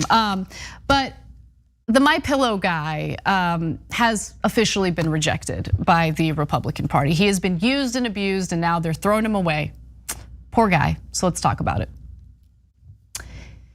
The MyPillow guy, the MyPillow CEO and loyal Trump lackey, Mike Lindell, was reportedly given the boot at an event for Republican governors. So this is the official Republican Governors Association. It's taking place in Tennessee. He has the credentials to be there, but he got kicked out. Lindell said he had flown to Nashville to attend the 3-day meeting, but that only a few minutes after he collected his credential at the Marriott Hotel, an event coordinator in the lobby told him he was not allowed at any of the official RGA events. So an official said that Lindell was trying to get into a dinner at the governor's mansion. These events are for the Republican Governors Association members, and Mike Lindell is not currently a member. But Lindell, I can't believe I'm saying this, he showed up with receipts. He was actually invited, he had the proper credentials. Lindell shared a screenshot of a calendar event titled RGA Nashville Meeting with the attachment Nashville Agenda PDF, and said he had been invited to the event in the last month or two. He also shared a schedule of the events for Tuesday and Wednesday and had the word confidential at the bottom. Lindell also shared his executive roundtable badge to the conference. The dinner Tuesday night was titled Executive Roundtable Reception and Dinner. So he was in fact invited, and he did in fact have the proper documentation to be there. All right, he was not an undocumented CEO. Like, he was ready to go for it. But it turns out that an appearance he made on Steve Bannon's podcast could have led to them deciding to, I guess, disinvite him. Earlier, Lindell had gone on Bannon's radio show and promised to confront Georgia Governor Brian Kemp and Arizona Governor Doug Ducey, RGA's chair about the election and allegations of fraud in their states. In fact, this is what he said verbatim. I hope I get Kemp one-on-one tonight, him and Doug, and say, why? Why would you do this to America? What's behind that? Maybe they won't talk to me, but I'm certainly going to ask them. So he was gonna confront these people. That probably made organizers of the event uncomfortable, and maybe that's why they blocked him from entering. I have no idea, but it's just, I wonder, poor guy. Well, this is what, the only thing that this tells me is that Mike Lindell is gonna win the next GOP primary. Oh, Nando, don't say that. Like, he's gonna be the Republican nominee for president. 100%. This is like the kind of thing that they run on. You know what I mean? You're right. You're right. You're right. It's like they're gonna throw up like what? Some loser, like who's like a loser senator for like the Republican Party, whatever. They're gonna throw up that guy. They're gonna throw up some loser governor. And then like Mike Lindell's gonna be like, look at these corrupt people. They didn't let me into the thing. I'm the real, champion of conservative values. All these people are bought off, and he's gonna win. And Trump's gonna be like, the MyPillow guy, he stood by me. He's a very good American, very good American. He's got the best pillows. His pillows are great. They're great pillows, folks. And then I put the My Pillow guy and I call him up and I say these pillows are fantastic. Yeah. So he's gonna win. He's gonna win. I mean, is there any doubt in your mind that he's gonna win? No. That's why I freaked out once you said it, because it's true. You know. Yeah. Marjorie Taylor Greene, who has been, dealing with some backlash from her party, hasn't been like expelled by Congress completely because she raises a lot of money for the Republican Party. She's not to compare the two, honestly, because it's definitely not the same. I mean, they're not the same in any way, shape, or form. But I think part of what led corporate Democrats to be more accepting of like AOC is that she raises a lot of money. And I think the same is true of Marjorie Taylor Greene. I think the Republican Party hates her. I don't think they like her at all, but I don't think they want to fully reject her because they want that cash. And by the way, the fact that she's able to raise that cash is just evidence to what you were saying, Nando, that like the Republican electorate loves the Mike Lindells and Marjorie Taylor Greenes of the world. Yeah. They want culture warriors who feel legit. They don't want like the fakes. I mean, they'll tolerate them in the Senate or whatever, but like they're not gonna get riled up to vote for these people unless they're kind of like true culture warriors. I mean, that's what gets the people going. And Marjorie Taylor Greene, like whatever the hell she did to AOC, like they love that. That's like what they love. That's what they want. They want to own the libs, and the people who do that effectively are the ones that have the best. That's the best way to judge how well a Republican is going to do in a primary, is to the degree that they can own the libs. So like how crazy they make the libs. Flip that inversely, and then they're gonna do better. So like Marjorie Taylor Greene, who like the libs are freaking out about all the time, is gonna do well. Yeah. Liz Cheney, who the libs love, is gonna get 2% of the vote. I mean, that's just like the reality. That's why I think Ron DeSantis is gonna be a pretty formidable guy in the next primary, because he's an expert at owning the libs. He's in the media all the time because he does something that pisses them off, and he's riding that to popularity. I mean, he's popular in Florida. His polling is really good, and that's the thing. That's the way to predict the future of the Republican Party. To the extent, if the liberals are going crazy over someone, that means that they're gonna do well. Yeah, I think you're right.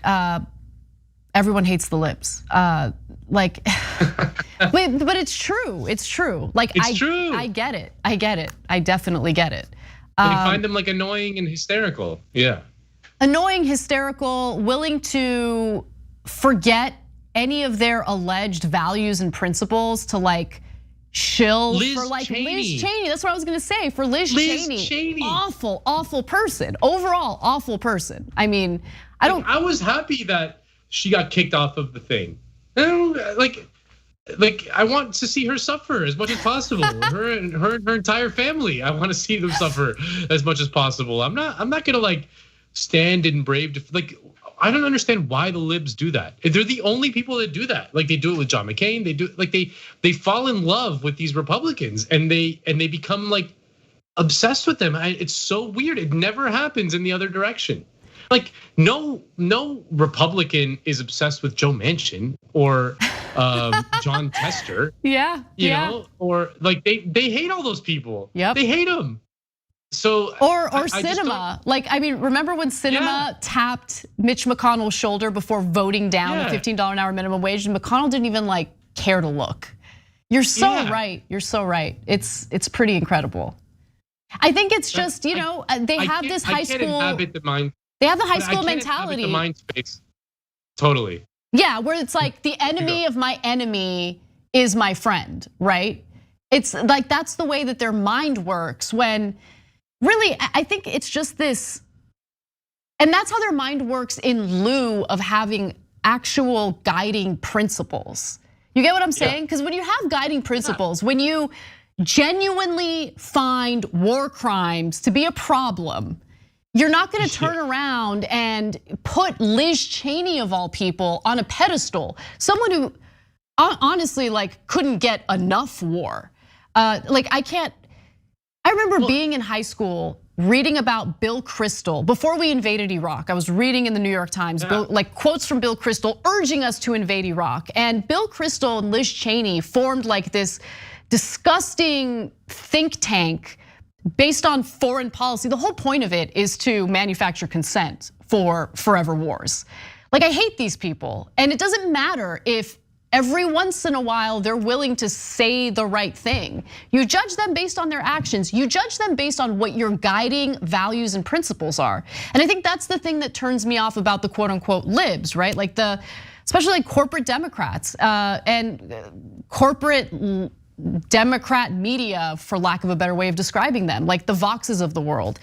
They just like lose it over anyone who's critical of Trump, and that shouldn't be the only factor that you use to judge someone's character.